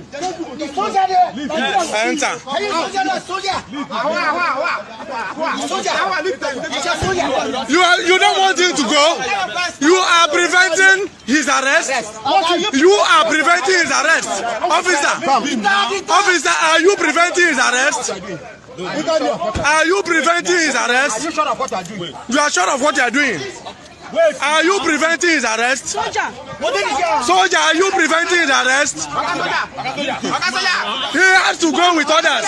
He will go with others.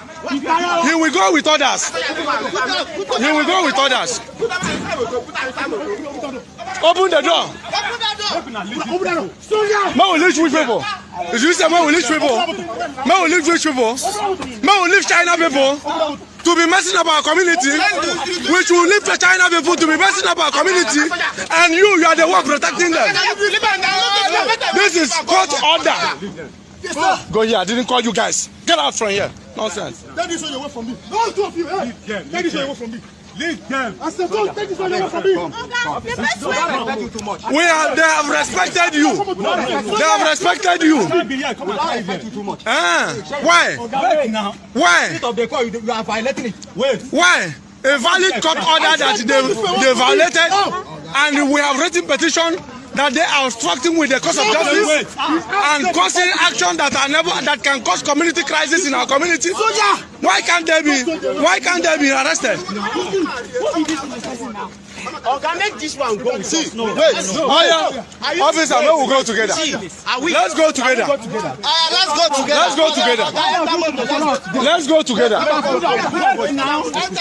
Officer, let us go together.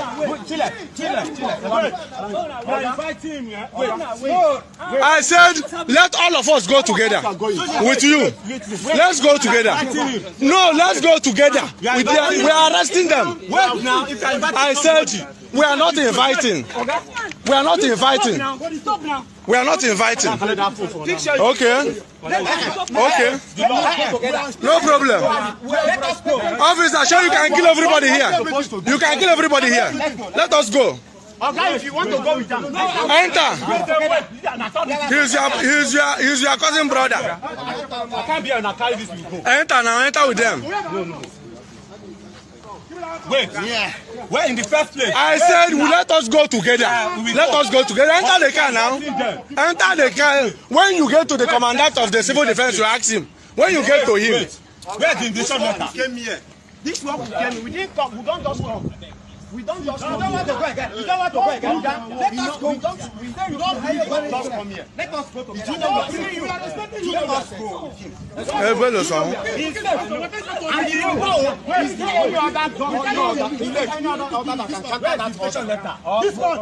Oga, go and enter that car if you want to go with him. You are their Oga. Let's go. I want you as our senior man, and I know I respect you. Let's go. Please go with us. Go with him. Let's go with him. In our own vehicle. In our own vehicle. In your vehicle. Security, you will join them. No, no, no, no, no. No, no way. Oga, no way. No way. No way. Okay. The manager. The manager. I said no. Not too much explanation. Okay, what? Oh, yeah. You push come. No, don't touch this. Oh, yeah.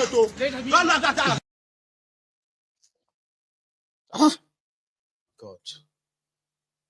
What thing I do for my past life? You see, have you ever kind of asked God in your own private time and just be like, God, what thing I do? What thing I do? Go in my former life that will punish me? You have to dump me in that Nigeria. I must have done something wrong in my past life. This is too much for anybody to be. It is too much a burden for anybody to be carrying about. You don't even have to do anything. The fact that you are from Nigeria, you have to carry the burden everywhere you go. You have to carry the stigma for everywhere you go. So there must be something we did in our former life. And the punishment is what? Is to end up, they say, you. When you come back to this world, Nigeria will send you. Because there must be something. But if you have committed any crime in any part of the world, the law enforcement agents there, right? Once they even have court order to arrest them. But the criminals, these Chinese criminals, they understand Nigeria very well. Some of them have been in Nigeria for more than 10, 20 years. They are part and parcel. They have experienced the corruption. They have made money from the corruption, the corrupt system of Nigeria. And some of them will tell you, if you want to kind of protect yourself properly, now soldier make you go hire. Others will tell you to hire policemen. Others will say, no, now DSS. Whatever your money, it depends on the kind of crime you are involved in. So if you want to hire anybody to protect you in that Nigeria, go and hire the soldiers. And the soldiers, when you pay them well, they will defend you. Baba, criminals, they have a military convoy protecting them. And these are actual criminals in Nigeria. What they can try in their own country. Destroying, degrading environments. Increasing all kind of criminalities just to kind of exploit the land. And wherever they are doing all this nonsense, they always have the soldiers or the policemen protecting them. And some of them run so deep that they have their placement in the Nigerian judiciary that even if you take them to court, the judiciary will release them the next day or two, and that's it. What kind of a country is this? These are illegal miners, environment terrorists. So a soldier, a Nigerian soldier, is protecting criminals, and they call them expatriates in that contraption, man. Like if true, there is heaven, there is hell, and what have you. And in Yoruba, Yoruba traditional belief as well, there's something we call, coming back to this, we're like, when you die now, you are not really dead. You can come back again. So, to me, I believe that my past life, it wasn't in this contraption. It must have been somewhere, and I must have done something very, very bad that pissed God off. It pissed him off so much that he was like, well, the next time, your next trip is Nigeria. You go and learn something. So if anybody tells you that there is heaven, there is hellfire, it is true. The hellfire they are talking about is that contraption called Nigeria. It is. You don't have to believe me. You know? You don't have to believe me. But the signs are there. The signs are there. Something like this.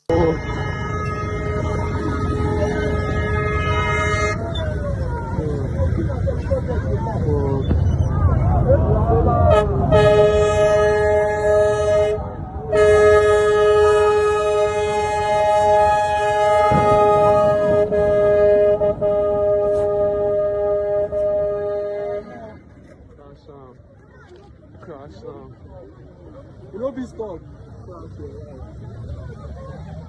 Crash am live.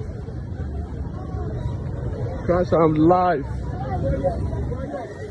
Crash am live. Crash am live. The sense idea. But a lot of us love to live in denial. Yeah, it's not that bad. Mayegun, you see, it happens elsewhere too. You tell me how many countries something like that happens all the time. Yeah? You will see those who are supposed to keep you safe. They will be telling you that terrorism is all over the world. But they will be telling you that insecurity is an issue all over the world. Which all over the world? There is crime all over the world. So when you have criminals all over the place, right? Can you compare them to the terrorists you have in Nigeria? Can you say because some people they pickpockets or they stab people in London where they having knife problem, or where some people are having mental breakdown and they are shooting down schools in America? Can you compare that with the level of terrorism, the barbarism that you have in that contraption? Can you? Do you have any other country that experiences what you are experiencing in that contraption? Or somebody will tell you there are crimes all over the world. There are crimes all over the world. They are stabbing people in Nigeria. They are picking pockets in Nigeria. How many countries are they kidnapping people that they are paying trillions of their money as ransom? How many countries? How many countries? Do you have terrorists kidnapping people in America, kidnapping people in the UK, collecting ransom? But these people who are supposed to keep you safe, they are telling you that there are crimes all over the world. What kind of crime is this in that contraption? Have you seen Nigerians that traveled to America and they started there? Well, you're Mitotu, you are in Texas. So maybe you can tell me that the Mexicans are next to you. Okay, Mexicans are next to you. That's not even like, like the Chinese from China, they are illegally stealing your crude oil in Texas right now. And then you have American soldiers. Be the Texas police guiding these Chinese. Or they are there in your forest cutting down your trees. The lumberjacks cutting down your trees and taking them to China right now. Do you have anything like that? But you see this Olori Bruku in charge of Nigeria. They will tell their already voluntary slaves in Nigeria that there is crime all over the world. What kind of crime?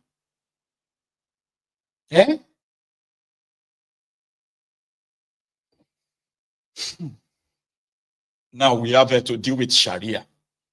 But fair enough. The noise about Sharia is political. You see, in Islam, Sharia is part of Islam. All right? And usually, since Nigeria is not an Islamic country, you don't need any Sharia courts. Okay? But in the tenet of Islam, Sharia is like a bit of like Islamic ethic or so. It is not applicable to non-Muslims. But we all know the type of Sharia that they practice in Nigeria is not the same Sharia that they are even practicing in Saudi Arabia, in Kuwait, in UAE. That is not the same. The Sharia they are practicing in Nigeria is that of the evil traditional rogues hiding behind Islam. The Sharia that is meant for the poor, to subjugate the poor, to suppress and oppress. And if you are from Nigeria, there's something I'm going to say to you. You see, my Muslim brothers and sisters, Muslim brethren in the temple of truth, there's one thing you need to know. Islamophobia is not hatred of Islam. Do you understand? It is the fear of the Islamic extremists. There are two different words. Phobia means fear. It is not hatred.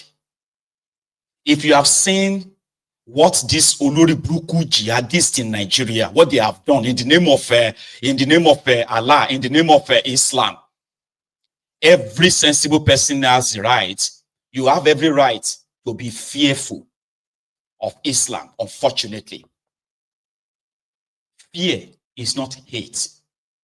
When you see the illiterate wannabe Islamic terrorist, jihadist, telling you that you have Islamophobia, tell them, yes, I do. Yeah. Having phobia means you are feared, you are scared of what Islam or this interpreter of Islam, what they can do to you.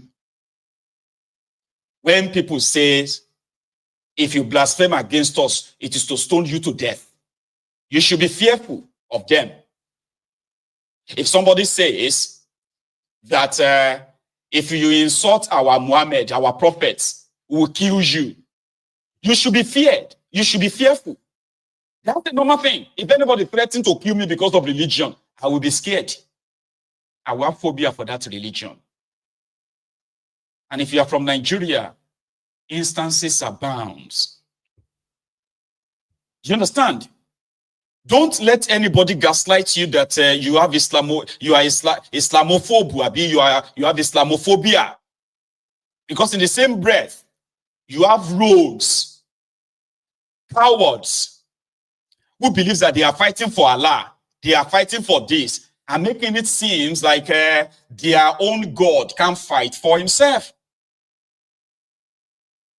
Bunch of low lives, wannabe terrorists, hiding behind Islam to perpetuate all kinds of inhumane crimes, and then they want to gaslight you and say you are just Islamophobic. Being Islamophobic doesn't mean that you hate Islam. Yeah, if you want to hate it, you can. There are those that will tell you that they hate religion generally. But phobia means the fear of something. You understand? And if you have seen these northerners, especially the Sharia North, where people have been killed, Deborah Yakubu was burned to death by her own classmate, schoolmate, classmate. They were supposed to be educated. Educated. They are not illiterate, so educated.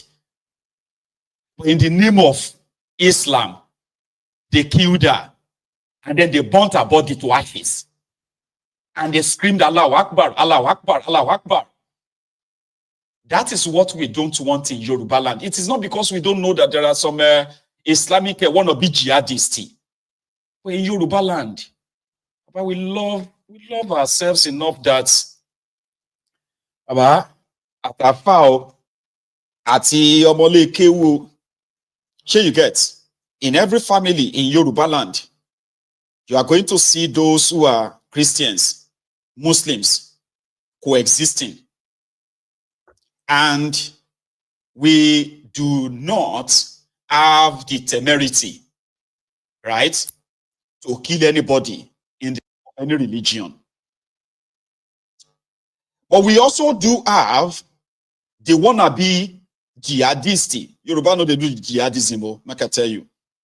Who believes that some Yorubas are not Yoruba enough, especially some of these our Fulani Yorubas in Kwara State, Ilorin. And if you go as well to Oshun, for example, that Onigbana Yahoo boy Rashidi of Iwo, who smoked this Canadian, it's not even Canadian loud.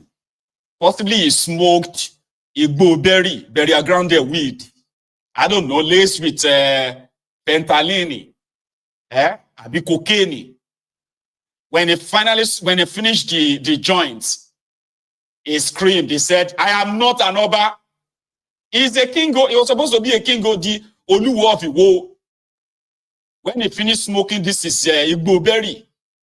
He screamed. He said they must address him as Emir of Iwo. Emir Abawo Rashidi Cho Yawere. Kilo de Rashidi. And to a conde, lower conde, let's say. He started dressing like somebody who is the descendant of Usman Dan Fodio, Rashidi of Iwo. And then you have a lot of all these bedsheet wrapping, this bedsheet what do you call them? Bedsheet wearing or bedsheet wrapping lunatics in Iwo. They started, hovering around him, and they said Iwo is Islamic Republic of Iwo. Yoruba land. Oluwo of Iwo, one of the sons of Oduduwa. Oduduwa has 7 sons. One of them was the Oluwo of Iwo. How can you now relate Omo Oduduwa plus Omo Danfodio? Tí ò bá ṣe pé mo gbáná.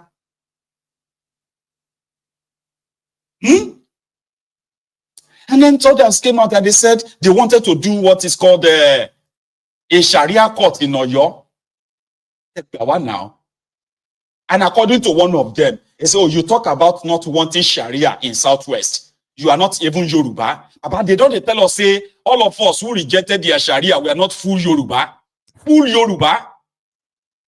All this Fulani descendants from Afonja lineage in Kwara, Ilorin, all these places. So, I want more Yoruba using ID behind religion. They are now pointing, they are telling us that we are not full Yoruba. I can read this to you. Say, you are not even full Yoruba. You deserve to be stoned to death. Sharia is coming to Yoruba land. We don't need moderate Muslims. It's either you are a fool or no Muslim. Yoruba land is for Islam. Are you happy with the way Yoruba women dress? Leaving their hair open, working in marketing, traveling without male guard. This is bad in the eyes of Allah. Sharia will stop prostitution in Yoruba land. Really? Sharia. But fair enough. Yorubas are those that will tell you that they are moderate Muslims. Here you get now. It is called live and let live. Do your thing, I do my thing. Nobody they touch anybody. Everybody just run your own thing. Here you get respectfully. We coexist and we have been like that for so long. So if there is any Sharia that people would love to kind of see, it won't be the Sharia they have in Nigeria, which is mostly about the subjugation. Because majority of them also don't believe in that religion. They don't. It's a chance for them. The head of Sharia in northern Nigeria, one of their states, I think it's the Bauchi or so, was caught sleeping with married women. That is something that they have to stone him to death. He's fighting it now.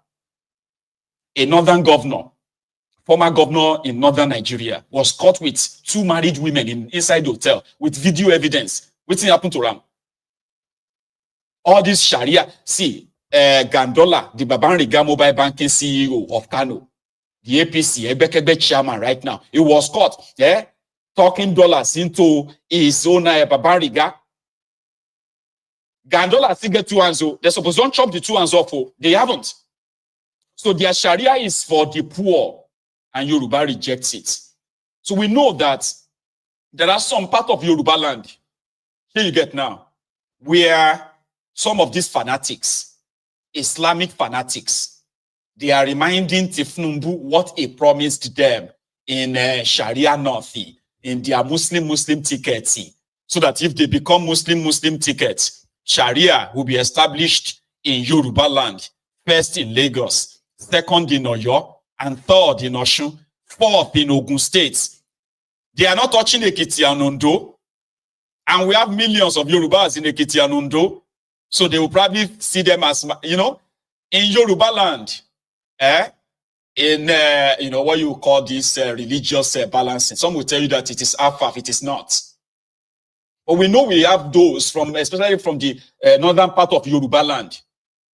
Yeah, from part of Kwara, down straight to Oyo, from Oyo down to Oshun. We have this part of Yoruba land where there is a sizable number of these Muslims. And within them, we have extremists. But you know something? Since this announcement was made, guess those who have condemned it most, that they don't want any Sharia in Yoruba land? Muslims. Now, they have now been divided. The fanatics, these low-life fanatics, extremists, they are now attacking those they called moderate Muslims. The Muslims that believes that your religion, your faith, your belief in Allah is between you and your Uman. Iman, I be human. Forgive me. It's been a long time I practiced the religion myself, right? It simply means that whatever you do in the dunya, which is in this world, is between you and your creator. Do not impose on anybody. Live and let live. Now, the extremists are now saying they will stone them to death for rejecting Sharia. But Makinde has something to do. It's kind of like a tongue with a twisted tongue. Probably he's scared or is, I don't know, you know. He didn't speak like fluently. And he said, no, we reject it. And as the governor of this state, it's never going to happen. Ìwò pé ọ̀rọ̀ Sharia ni wọ́n tún gbé wọ ní Ọ̀yọ́. Wọ́n sọ pé àwọn fẹ́ ní pé àwọn fẹ́ bẹ̀rẹ̀ Sharia court kìíní kankan. And I said, people may try, but for me, near your state, our laws at the Constitution of Nigeria is what I swore to uphold. And if they are within the law, fine. But if they are not, they should expect that I will insist that the law must be followed. Then, so, they're using this opportunity to say to the people. Nuisance, Lele. I mean, there's no Omo Ibadan tí ó lè sọ̀rọ̀ kọ́rọ̀ já lẹ́nu ẹ̀. Have you ever seen Omo Ibadan? We be saying they talk like, but because he's a politician, okay? And why can't he just say it clearly? No, there's nothing in this. Forget it's not going to happen. Or he's a politician, he won't say that. He will probably offend the fanatics. In Yoruba land, you have the right to practice all your religion. We know the fight over religion. Can you understand? When it is Ileya, you will see all of us, whether you are a Muslim or you are a Christian or you don't even have any religion, all of us go chop ram. Alaji they go soak some beer in the drum for us. So those of you who are Muslims who don't drink, you will leave us. Those of us maybe say, I think, if no landlord, no matter where we go, but for this world, we are still going to live first. Even Alaji will come around and say, oh yeah, you understand? That's how we live. And that is why they have told us many times that when you look at this Sharia jihadists from northern Nigeria, they don't see us from the southern part of Nigeria, especially the southwest Nigeria. They don't see us as real Muslims.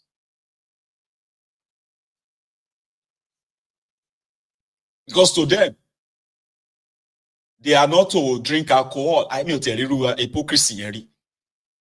You are a Muslim in the Sharia north. You are not allowed to drink alcohol, but you are allowed to smoke anything, any drug. Yeah? In between, behind the scene, they are practicing homosexuality. Yeah? They are sodomizing children. All these are evident. When I to drink beer, their own Sharia, their own Allah, no agree to. But in Yoruba land, our beer, anything, you know, you are there to. Why are you drinking beer? In Yoruba land, I'm a fogoluri, and they know that. They do. So why can't Sheyi Makinde open his mouth and talk normally? I know a lot of them like that, all these criminal politicians. So majority of them will not want to say anything on this. And secretly, they probably will push it. But you know, like I said, most of the people who are speaking out against it, they are Muslims because they know what this means. We have seen what Sharia is like in northern Nigeria. So we don't want it. Nobody wants it. Oúnjẹ tẹ́ bá mọ̀ pé ẹ ní jẹ, oúnjẹ Christmas ẹ̀yin Mùsùlùmí, oúnjẹ Christmas tẹ́ bá mọ̀ pé ẹ ní jẹ, ẹ má gbà.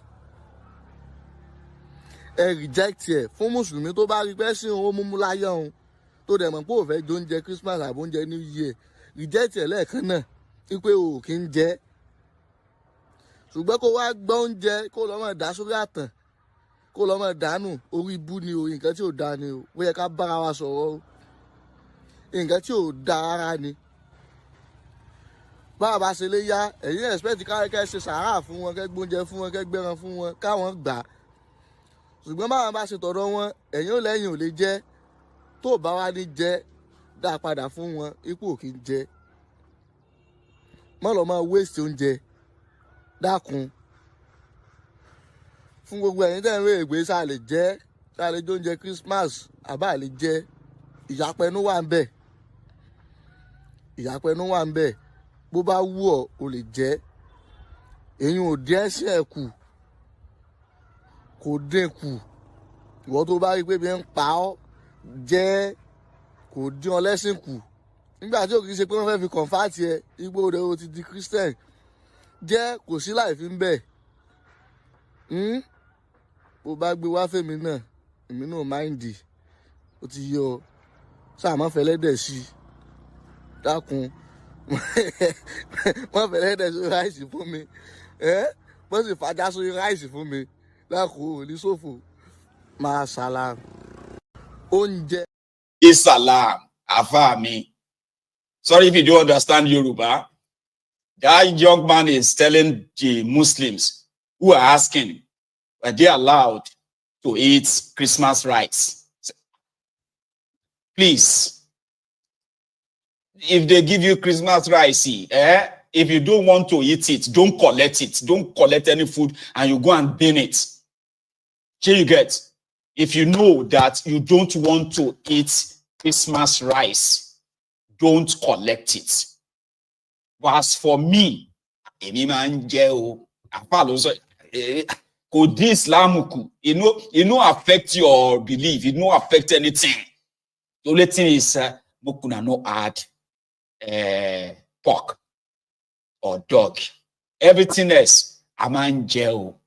Awaman je Christmas keni wawa, you know, ikoko ajeno jegun lawa, awaman je anything.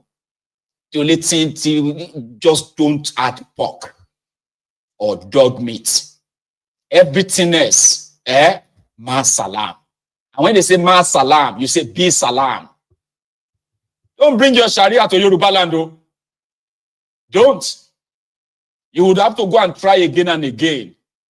And we will continue to remind our people the danger behind it. If you are a Muslim, don't let anybody deceive you into accepting or supporting something like that. Because it is going to be to the detriment of your own faith too. You are going to be a victim.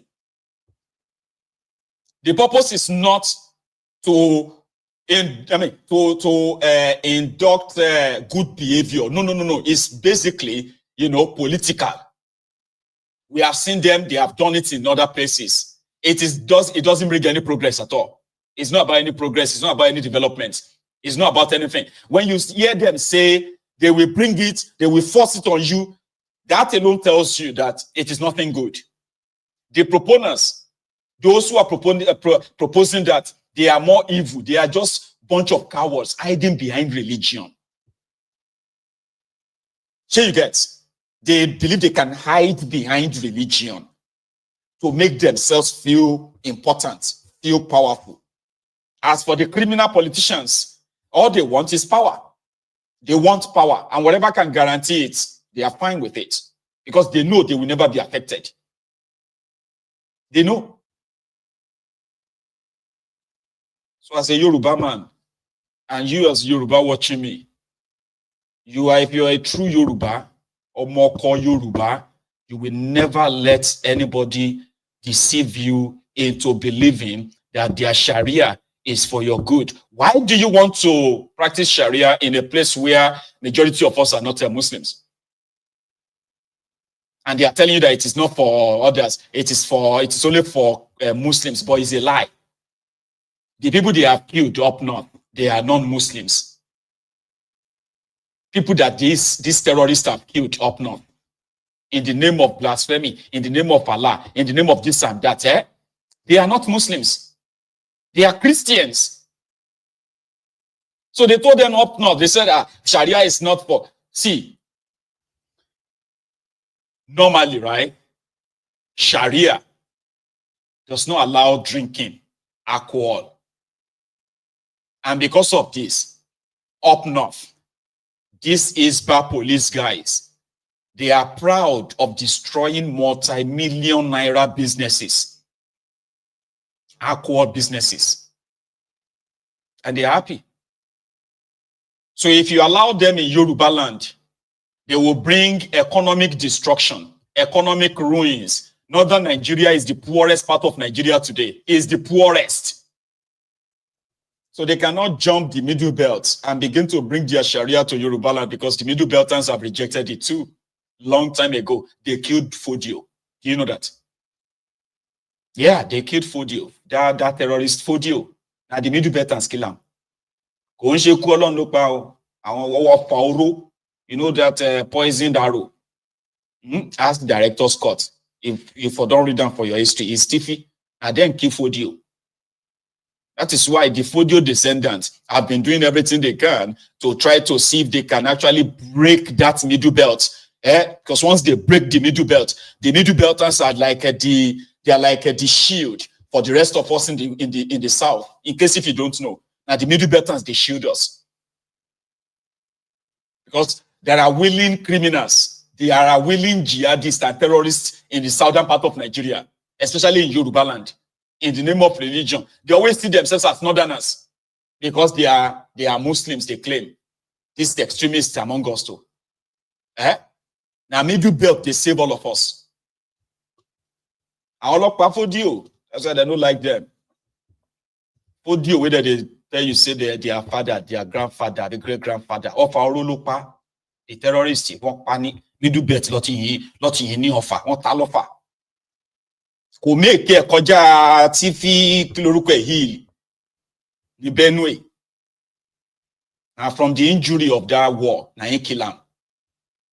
So those who jumped the rope through Ilori, Kwara, who jumped the rope to smuggle it down south, some of them are just waiting for the middle to break. Once the middle breaks, pray for the rest of us in the south. But until then, we will hold the ground and tell our children never to allow it. You must tell your children. The intention is not to bring us any progress. The intention is to finish us. Yes, it's good to have phobia for it. Yes, it is good. Don't let anybody gaslight you.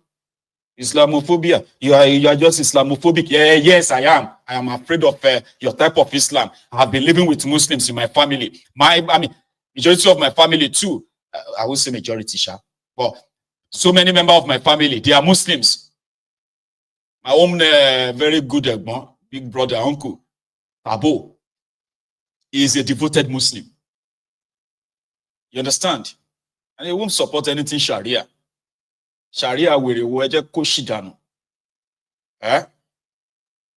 So tell your children, if they say you are a phobia, yes, I have phobia. I have phobia for people that will be cutting my head and say because I said something, I insulted the prophet when I don't. I insulted the Quran when I don't. And then they will say me, then cut off my head. And they will be shouting Allahu Akbar. So you don't want me to be afraid of that?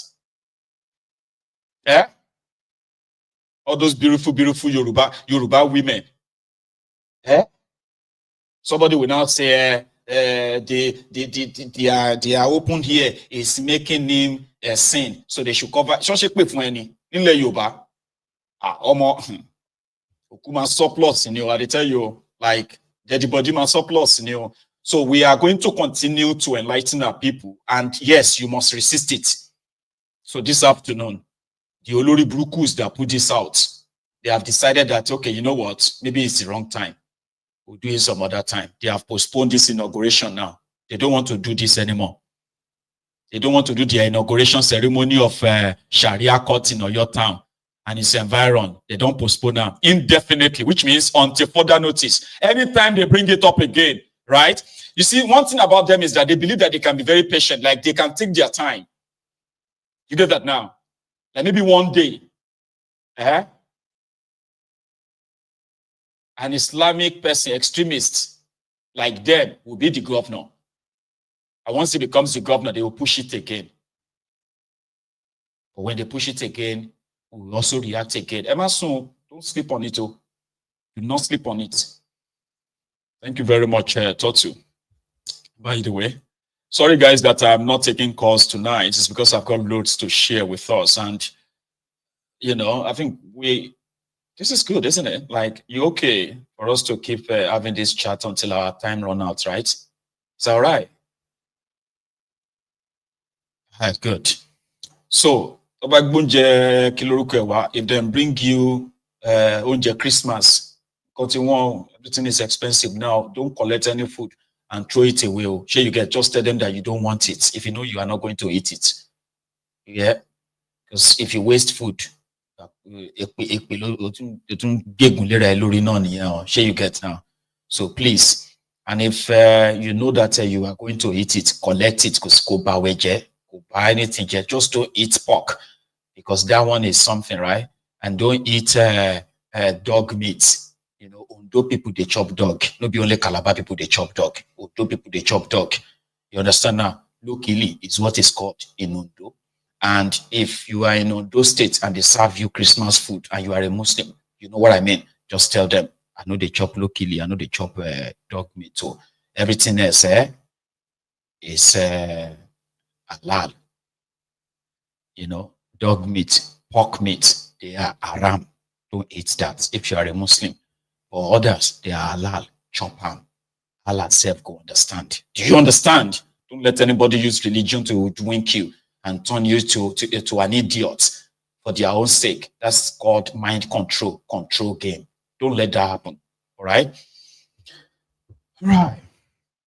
The Nigerian army denied jailing 10,000 people or killing 10,000 people in their detention in this short denial video. I brought that this evening. I think it's an NGO that accused them of, overseeing the death of, their detainees over the years. And they said it's 10,000. I'm like, okay, that's a lot. But listen. The news about 10 people died in military detention. How many military detentions can occupy 10,000? When people throw out figures anyhow, have you ever seen 10,000 people arranged in a hall, in a place? I'm sure most of them have not even spoken to 1,000 people before. When you say 10,000 people die in detention, that's not true, just as has been said earlier on. The same figure they sent about the 10,000 abortions that here in the Northeast, which the National Human Rights Commission have absolved the military from that. Following that, they brought up this figure. So it's part of their imagination. I don't think there's anything like that. The armed forces do not rehabilitate ex-combatants. We provide the enabling environment. If you go to the camp, there are over 29 governmental agencies in that camp, from the Nigerian prisons to immigration, to Red Cross, to... Sorry, Jerry. It's no. I'm not stereotyping. Okay. I have seen markets in Ondo where dogs, they were like rams. I don't know if YouTube will allow me to show you that. I will bring them to your screen. As people are buying chicken, ram, or what have you for Christmas in this part of Ondo State, there are hundreds of dogs on leash, tied down. People are pricing them. How much is this one? How much is that one? How much is this? They're not buying them as pets. They are buying them as food. So it's not stereotyping. And don't take offense. Similarly, it's a part of a Cross River State too, where dog meat is actually meat. They have different names for it. Someone said it's called a 404. You go to some places in Nigeria and you say you want to eat 404, they know what you are talking about. So it's not stereotyping, okay? Even though there are many of us who doesn't really want to eat them, but that doesn't mean that I'm stereotyping, okay? I didn't even say it's like like a law thing. It's just to kind of clear the air, on what people should ask questions, okay? I've eaten snake before. It's just so tasteless. And somebody will tell you that a snake is so delicious. I've eaten a cobra before. I've eaten, I've tried snake. I've tried domestic goats before. These are the two meats that tasted, and I never had them because, I grew up in Odogbolu. And I happen to be a farm boy too, like a proper farm boy, like grew up in the farm, set traps for different animals to eat. So, the only two meats I ate back then that made me feel like, I will eat this again. Domestic goats, even though my favorite meat today is goat meat, but they're like goat meat, ogufe. You see those domestic goats. And the reason is because, like dogs, right? They were domestic. So you raise them. So you don't eat what you raise. Like you don't eat your own member of the family. So we had our own goat, that we reared. My great grandma had goats, and we usually name them, Igbenyadun. I won't forget the name. All our goats, if one dies, we just call, some of our neighbors who are like non-Yorubas to come and take them. And it's like a member of the family dies. So you don't want to eat your domestic animal like that. So similarly to dogs. So that wasn't a slur or stereotyping, okay? I mean, it is a temple of truth, okay? So don't take it to heart. So going forward again, there's this man who has a message for Thiefnubu. But before then, there's part of Thiefnubu's chat where he personally praised Wike. It's like a bromance between them, for the record. This one. You were talking about your ministers. Well, when you did the cabinet reshuffle recently, you dropped 5 ministers, you appointed 7. Now, many Nigerians thought this was too little, too late. Do you agree with that assessment? And you were asking that we should show you the example of one minister. Take Minister Nyesom Wike of the Federal Capital Territory. He is the most controversial minister in your cabinet. And in recent times, Nigerians have been crying out that he's grabbing land, he's demolishing buildings, is acting beyond his powers. Are you concerned that Nyesom Wike could become a political liability for you? He's a good man. Nyesom Wike is a performing minister. Nigeria lacks compliance, period. We don't pay our ground rent on time. We don't calendarize things to do. We see compliance as inconveniences.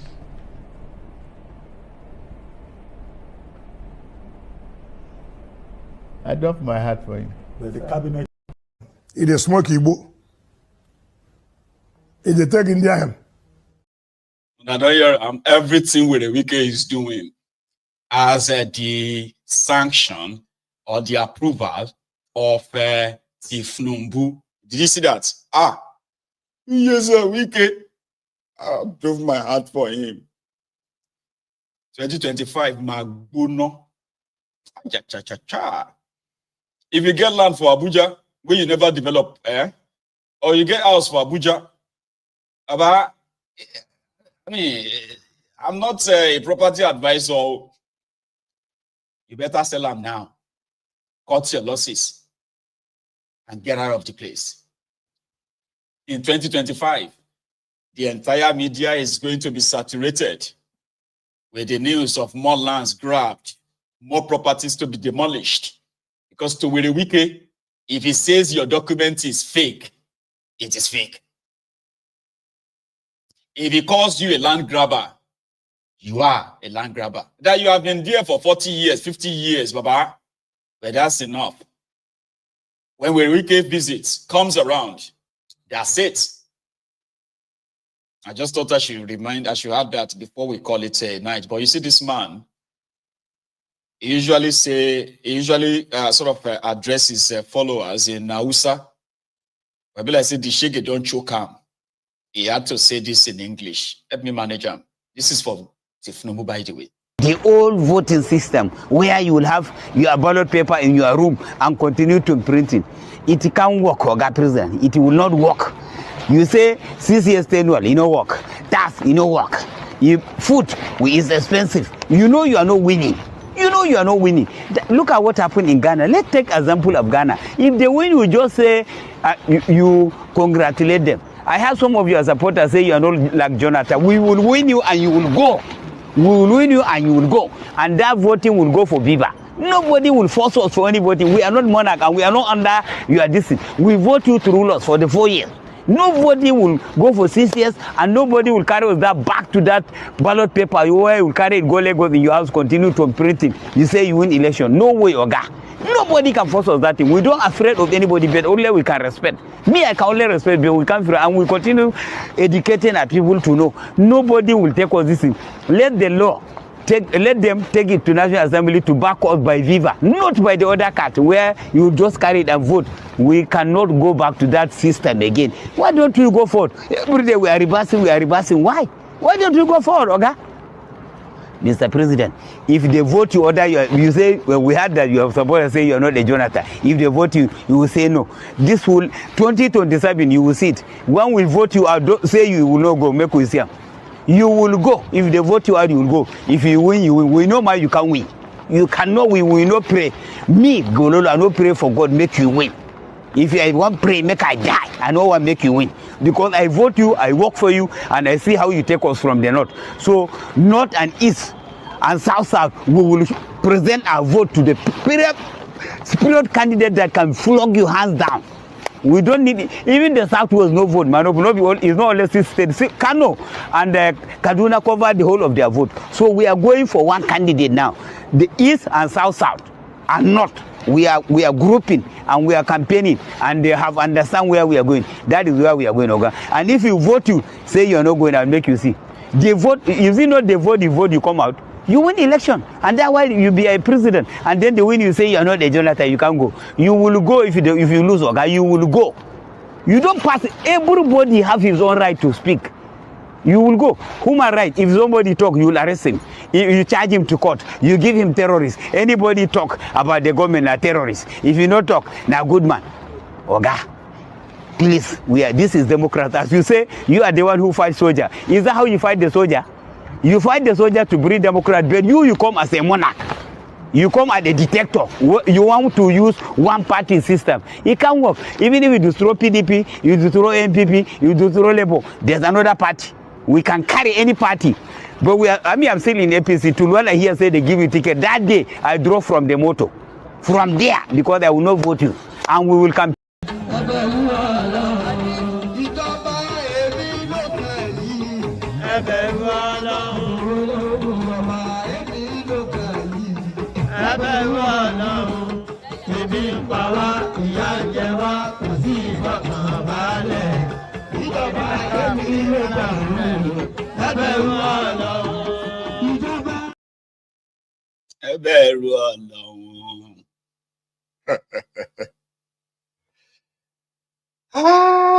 I seem to say there. I mean, he's a member of APC. Egbe.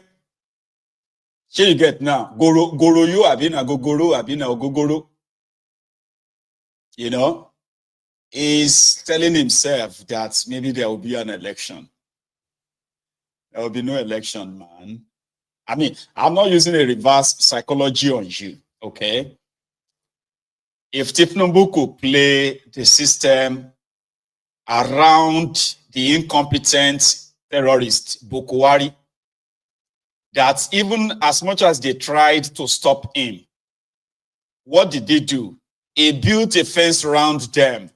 And by the time Bokwari would realize, he realized that those he appointed as his own appointees in this critical, some of these critical institutions in Nigeria, okay, under him, they have all been bought over by Thiefnubu. Now he is in charge. He is. So we see how you are going to play that. So if it makes you feel good, keep it coming. Continue to tell yourselves that you are going to vote him out. Here we go. I mean, I would love to see that, though. Sure you get. I'd love to see that. Now, ladies and gentlemen, here is another interesting part. A group that called itself, what's the name again? They call themselves, sorry, I can't get the name right, okay, but I'll just put the banner on. They are the Query people. So there is an ongoing kind of, fisticuff between the Ohaneze, Ndi Igbo. So according to what I heard, the Ohaneze, Ndi Igbo said they are about to conduct another selection process for who is going to be the head of the Ohaneze, Ndi Igbo. So the Ohaneze, Ndi Igbo wants River State to produce the next chairman, the president of Ohaneze, Ndi Igbo. So as to remind everybody that you may know it as Port Harcourt, but it's Egwocha. It is an Igbo land. Now, the political permutation of trying to ostracize the Igbos and reduce them to a small portion of Nigeria that got them to make majority of the Igbos in River State to begin to add all this alphabet to their names. But the Riverians themselves, the Rivers people, some of them are claiming that, no, we are not Igbos, like the Queries. Their names sounds Igbo. Their tradition and culture looks Igbo. They are Igbos. But they disagree to the point that some of them had to stage a protest. Ohaneze, be careful, because now the Ohaneze Ndi Igbo want to host their next meeting or summit in River State, in Port Harcourt. And there is a group of people that have to stage a protest that they are not Igbos. So they have to kind of like put it out there. Yeah, something like this. Who are we? Who are we? Who are we? Who are we?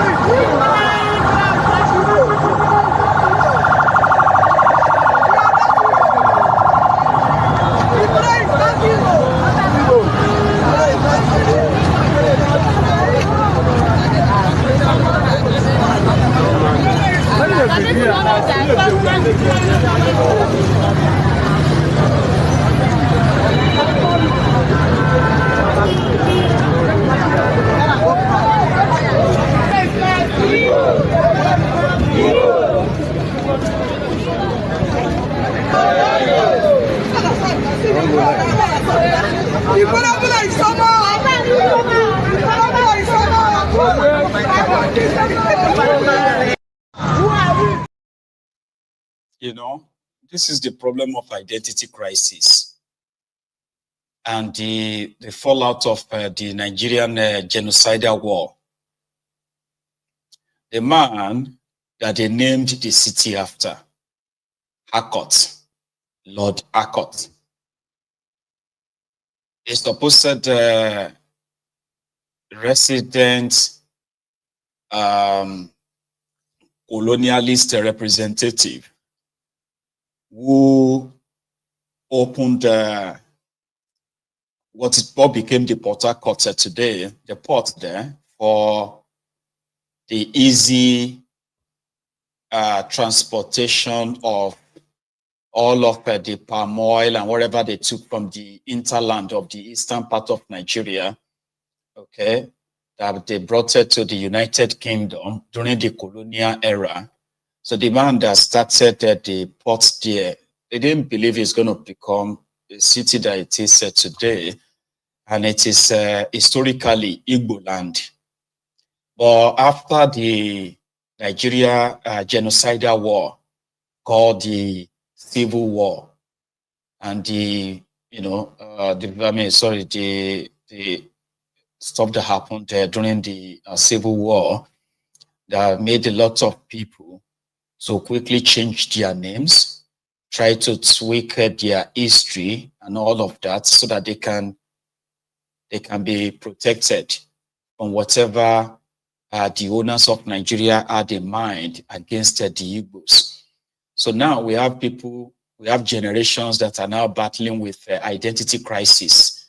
And today they will tell you that they are South-South or they are Niger Delta, but they are not Igbo. So I'm not forcing identity on you, because we all know, evidently, your majority of you have what is called identity crisis. But not be your fault. Not be your fault. It is Nigeria, you know. So they have to stage this protest to remind you, Igbo, that our papa said we are not Igbos. Even though we have our names that are mostly Igbos. And our culture is mostly Igbo, including our language. You know what? We are not Igbo. We need to remind all of you, we are not. We are not. That's exactly the way I see it. So, Igbo, stay away from Egwocha. Oh, I don't think I'm even in the position to advise anyway, so I'll just leave it at that, so that I don't go and press some nerves in some of our people. Okay, so you know, it's like saying I am not Yoruba, I am Ijebu. Do you understand? Like, there are tribes within the land. In Yoruba land, we have more than, if I'm just trying to be like conservative, right? We have more than 50 dialects, accents in Yoruba land. Do you understand that? Like more than 50 tribes who share different languages. They'll still let you know that we are Yorubas as you know, as people who share the same, you know, we share the same culture, tradition, and then language to some extent. Do you understand? We live so in close proximity that we can say this is Yoruba land, these are Yoruba people. But within that Yoruba land, you have more than 50 other languages, other tribes, like tribes within the Yoruba land. So when they say Igbos is not uni people, like you said, they just speak one single language. No, they speak different dialects of their language. Okay? They have names, they call things. All right? And they are different. That doesn't make you like you are not Igbos or what have you. You get what I mean? But the Nigerian system makes sure that you have to deny it, so that you probably will be spared the profiling. Okay? Say because the people in Anambra feels like they are more Igbo than the people in Owerri, or the people of Imo, they feel like they are more Igbos than the people of Ebonyi. If you take a look at the map of that contraption, Nigeria, you will see. Oh man, I wish I can show you some of that right now, but my time is almost done. So maybe another time. A lot of you are the textbook definition of the divide and rule, politically motivated divide and rule. And you are so strong about it that you believe that when they say you are Igbos or you are part of the Igbo land, you automatically think some people are trying to force themselves on you. Nobody is forcing anybody on you. It won't deny who you are, tribally. It won't deny that whether you are, I'm just saying, whether you are Yoruba or you are like a BPO or you are, it doesn't really change who you are. But by the design of your proximity, right? I'm an Ijebu man, and I'm a very proud Ijebu man. I'm also a Yoruba man. Do you get that? If the Egu people, if they are talking here, I can't understand what they are saying. There are some part of Yoruba land that if I started speaking Ijebu, it would just be like that they rap. And they are Yorubas. They wouldn't understand what I'm saying per se. But there are some words that they can pick from what I am saying. That they can say, okay, I think I heard what you said there. But we are all Yorubas. So why can't that same be of the old Eastern region if there is no divide and rule? But it has been established. And I don't want to kind of like rile you up again this evening. So here is Wahab doing what they call the cleansing or clearing of the Lagos Island. They are doing Dirty December right now in Lagos. And there are some people that they don't want the rest of the world visiting Lagos to see that this is what the nightlife is like in Lagos. So they had to carry out an operation yesterday like this.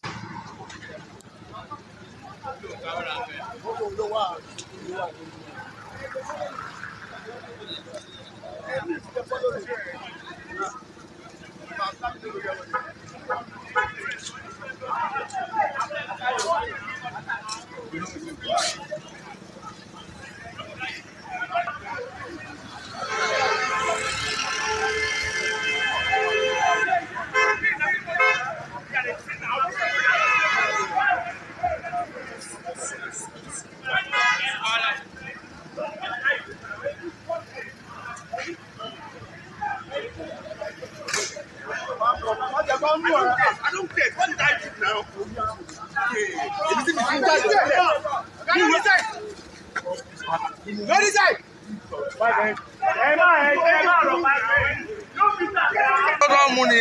Yes. This is what they are drinking. Yes. This is what they are drinking. Yes.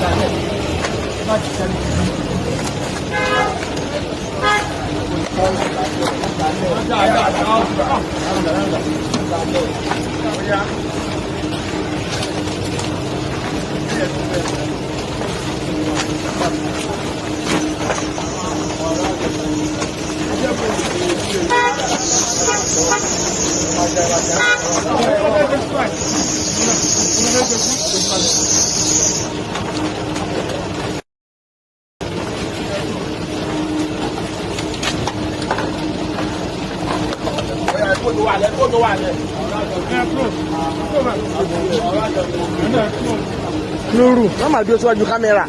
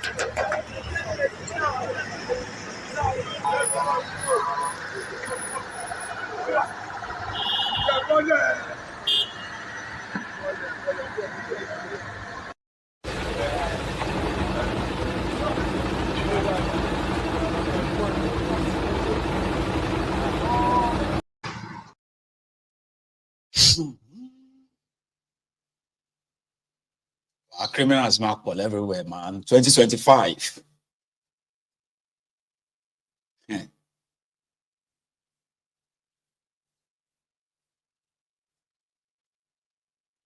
Well done, Wahab. You're doing well. It is a place where you have no real empathy, sympathy, and the people in public office are monsters, the monsters that you made.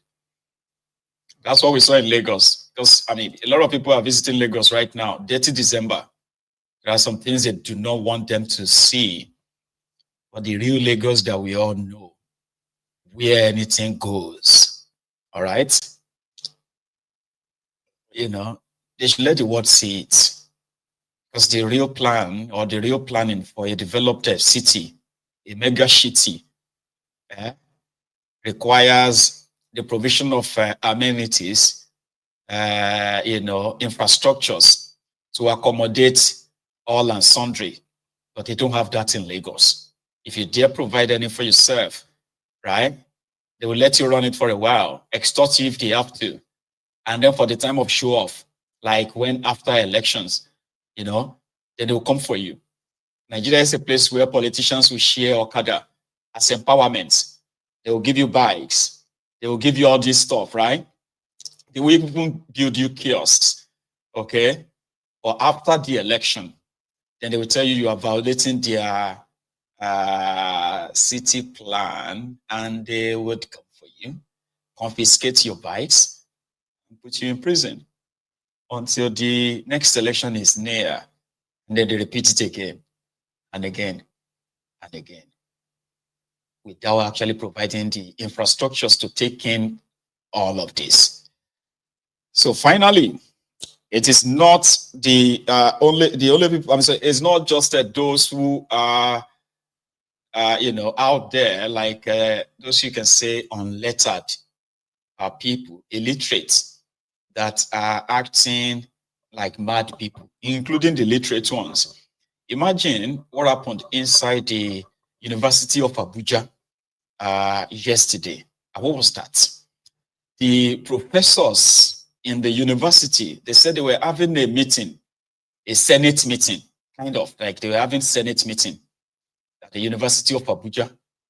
And they supposed the vice chancellor of the university, this woman, let me see if I still have her image. Give me a sec. This woman, according to the report, her name is Professor Makinde. Okay. She is the vice chancellor of the University of Abuja. He sent vigilantes to beat up all those professors who were meeting. Okay. At the Senate meeting. Maybe they were planning to kind of pass a vote of no confidence now. I don't know. But this happened. Vigilantes. Oh.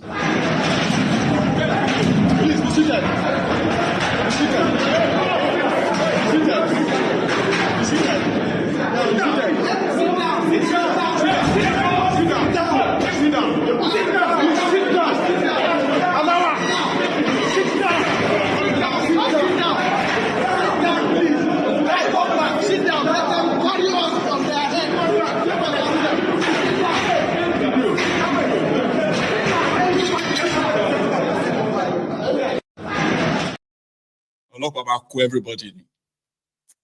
You know? Olopamako everybody. That's what that is. And Nigeria is a place where anything goes. In fact, the educated people are more dangerous than the uneducated people. I have evidence. I'll share that with you some other time. So before we go tonight, this is just to kind of update you that for the 35 children that died in Ibadan stampede, you know, a giveaway meeting organized by the ex-queen of the honey of Ife. That's the secular queen, though. She's Queen Naomi. Queen Naomi, as well as Oriyomi Amzat, have both been remanded in prison until further notice by a court in Ibadan. They have been held responsible for that stampede death of those children in Ibadan a few days back. Some people are beginning to have emotion for them by saying that, you know, they shouldn't be held responsible. I remember calling for their arrest, and I am still pretty much interested in them being tried for manslaughter. Yeah, you know, it is like, you know, somebody who is trying to do something good, and it just kind of gone bad, where people died. But people died, that's the point. So if it was a working system, not only that they will have them tried for manslaughter, they should go down for it. But Nigeria is a place where nothing really, you know, probably that's never going to happen. I'm quite surprised that they got them arrested and they took them to court by Oyo State government. The Oyo State government should be sued as well in a class action by the families of the children that died. The Oyo State government should be sued, and possibly hundreds, if not, hundreds of millions of naira, if not billions of naira, should be awarded in compensation, because the health and safety of the people is the paramount responsibility of government. And if there is a government that gave approval that that event should take place, that government must be held responsible as well for the death of those children. Okay? But again, we'll see how that goes. So, brethren, thank you so much for your time with me this evening. And I know that in the next few hours we'll be in Christmas, right? Wow, we spent 3 hours. That went so fast, you know?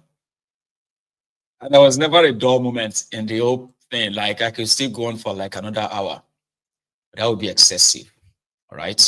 So thank you so much for spending your evening with me. I was to bring on a princess this evening, but we'll do that on Boxing Day to come and talk to us about the plan of the Yoruba Union concerning the Family Support Initiative for January 2025, and give us an update of how much have we raised so far. I came loaded tonight that there was not a single room for phone calls. I bet you enjoyed it. Did you? I enjoyed myself sharing this evening with all of you. So thank you so much as well for sharing it with me. And to the following people: Olumide Akinwumi, thank you for your super chat. Odabo, thank you so much, brother, for your own super chat. My main man, Yomi Totu, thank you. Yomi Totu is inviting all of you. If you are living in Texas, his birthday is going to happen on the, when is that again? 17th or 15th? 15th of February or 17th of February. He will tell you himself. So Yomi Totu's birthday comes up in February 2025. And I am invited. Hopefully I will make it down there. So thank you so much, Totu. Then Milady Latu Aruno. Thank you so much as well. Bless you. And finally, Omosigo Christian. Thank you too. And to everyone else, Merry Christmas. I'm going to see you tomorrow. Don't worry. Tomorrow is just like any other day as well. And we shall meet here again. And whatever happens, make sure you have a wonderful Christmas, okay? And with your family. Thank you. And good night.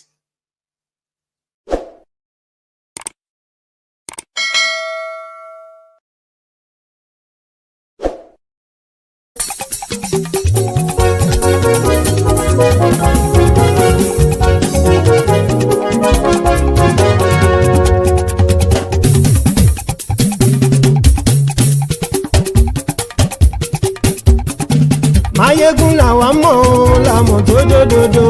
Máyégún Diary Nayibi number one.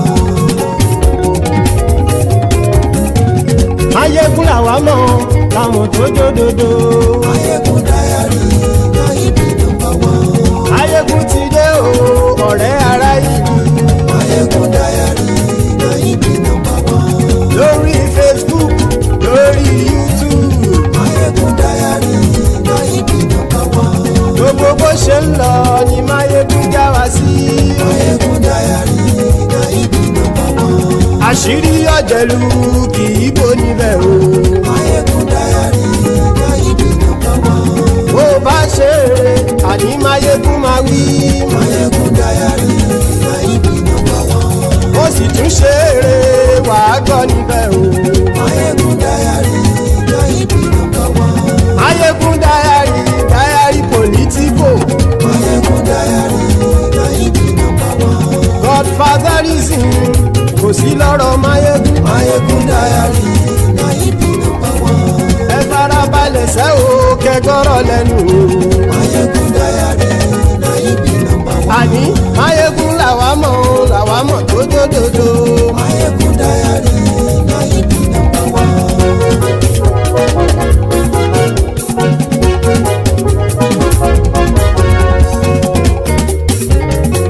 Àní ẹ̀sùn ràkì. Máyégún ti dé. Máyégún ti dé. Ọ̀jẹ̀lú ẹ̀sùn ràkì. Máyégún ti dé. Àní ẹ̀sùn ràkì. Máyégún ti dé. Lórí Facebook. Máyégún ti dé. Àní ẹ̀sùn ràkì. Máyégún ti dé. Lórí YouTube. Máyégún ti dé. Àní ẹ̀sùn ràkì. Máyégún ti dé. Bọ́ bàbá gbé wúrẹ́. Àní ẹ̀sùn ràkì. Máyégún ti dé. Ijó ìgbádìyẹ. Máyégún máa wí. Àní ẹ̀sùn ràkì. Máyégún ti dé. Presidiot bá rúfin o. Máyégún máa wí. Àní ẹ̀sùn ràkì. Máyégún ti dé. Kí gómìnà kówó jẹ. Máyégún máa wí. Àní ẹ̀sùn ràkì. Máyégún ti dé. Ọlọ́pàá ti ń gba rìbá. Máyégún máa wí. Àní ẹ̀sùn ràkì. Máyégún ti dé. Aṣòfin tí ń rúfin o. Máyégún máa wí. Àní ẹ̀sùn ràkì. Máyégún ti dé. Òpùrọ́ olóṣèlú. Máyégún máa wí. Àní ẹ̀sùn ràkì. Máyégún ti dé. Ọ̀jẹ̀lú ẹ̀sùn ràkì. Máyégún ti dé. Àní ẹ̀sùn ràkì. Máyégún ti dé.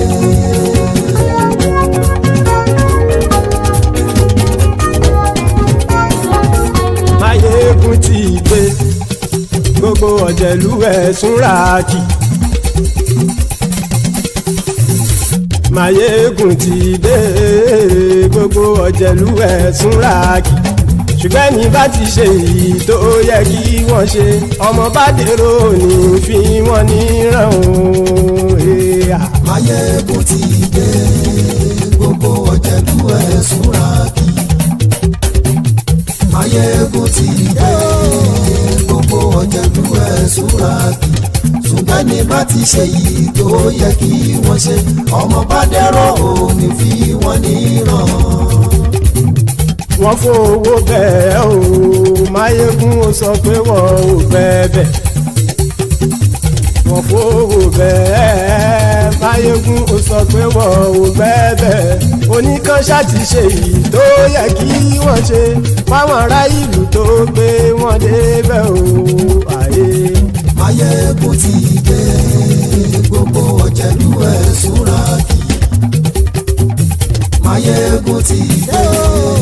Gbogbo ọ̀jẹ̀lú ẹ̀sùn ràkì. Ṣùgbọ́n ní bá ti ṣe yìí tó yẹ kí wọ́n ṣe, ọmọ bá dẹ́rọ̀ ò ní fi wọ́n níran. Kì máa yí ṣe eré. Ọ̀rọ̀ yìí kì í ṣe ẹ̀fẹ̀. Kì máa yí ṣe eré. Ọ̀rọ̀ yìí kì í ṣe ẹ̀fẹ̀. Ẹni bá ti lè lẹ́bọ̀ lẹ́rù o, ọmọ bá dèrò kàṣàyè tú wọn síta. Máyégún ti dé. Gbogbo ọ̀jẹ̀lú ẹ̀sùn ràkì. Máyégún ti dé. Gbogbo ọ̀jẹ̀lú ẹ̀sùn ràkì. Ṣùgbọ́n ní bá ti ṣe yìí tó yẹ kí wọ́n ṣe ọmọ bá dẹ́rọ̀ ò ní fi wọ́n níran. tẹnitẹni ọmọ máyégún ọ̀rẹ́ ara ìlú mọ̀mọ́ ni mo fọlọ́hún sọ ẹ̀ bá kìlẹ́bù lóòótọ́ olódodo ìlú ọ̀tá ìlú mọ̀mọ́ ni ìwọ ṣá máa ń ṣọ́ra kò sì mọ́ bẹ̀rù bọ́tà ń lè rí bóníṣègùn lé káwọn mọ̀mọ́ fi ṣera wọn ni ó ti dẹrùn tí wọn ò gbọ́dọ̀ sè mọ́bẹ̀. èèpo ọ̀bọ̀lọmọ bá dérò tàjẹ́ ò gbọ́dọ̀ jẹ́ ó ti jọba lórí àbínú ẹni kò sì mọ́ fòyà àìsíwọ́lu ní ẹnìkẹ́ ìgbódì ẹyin lábàrá o ó kó ẹni tó bá dán o àkàmù máyé ègún ti dé gbogbo ọ̀jẹ̀lúwẹ̀ tún ra kì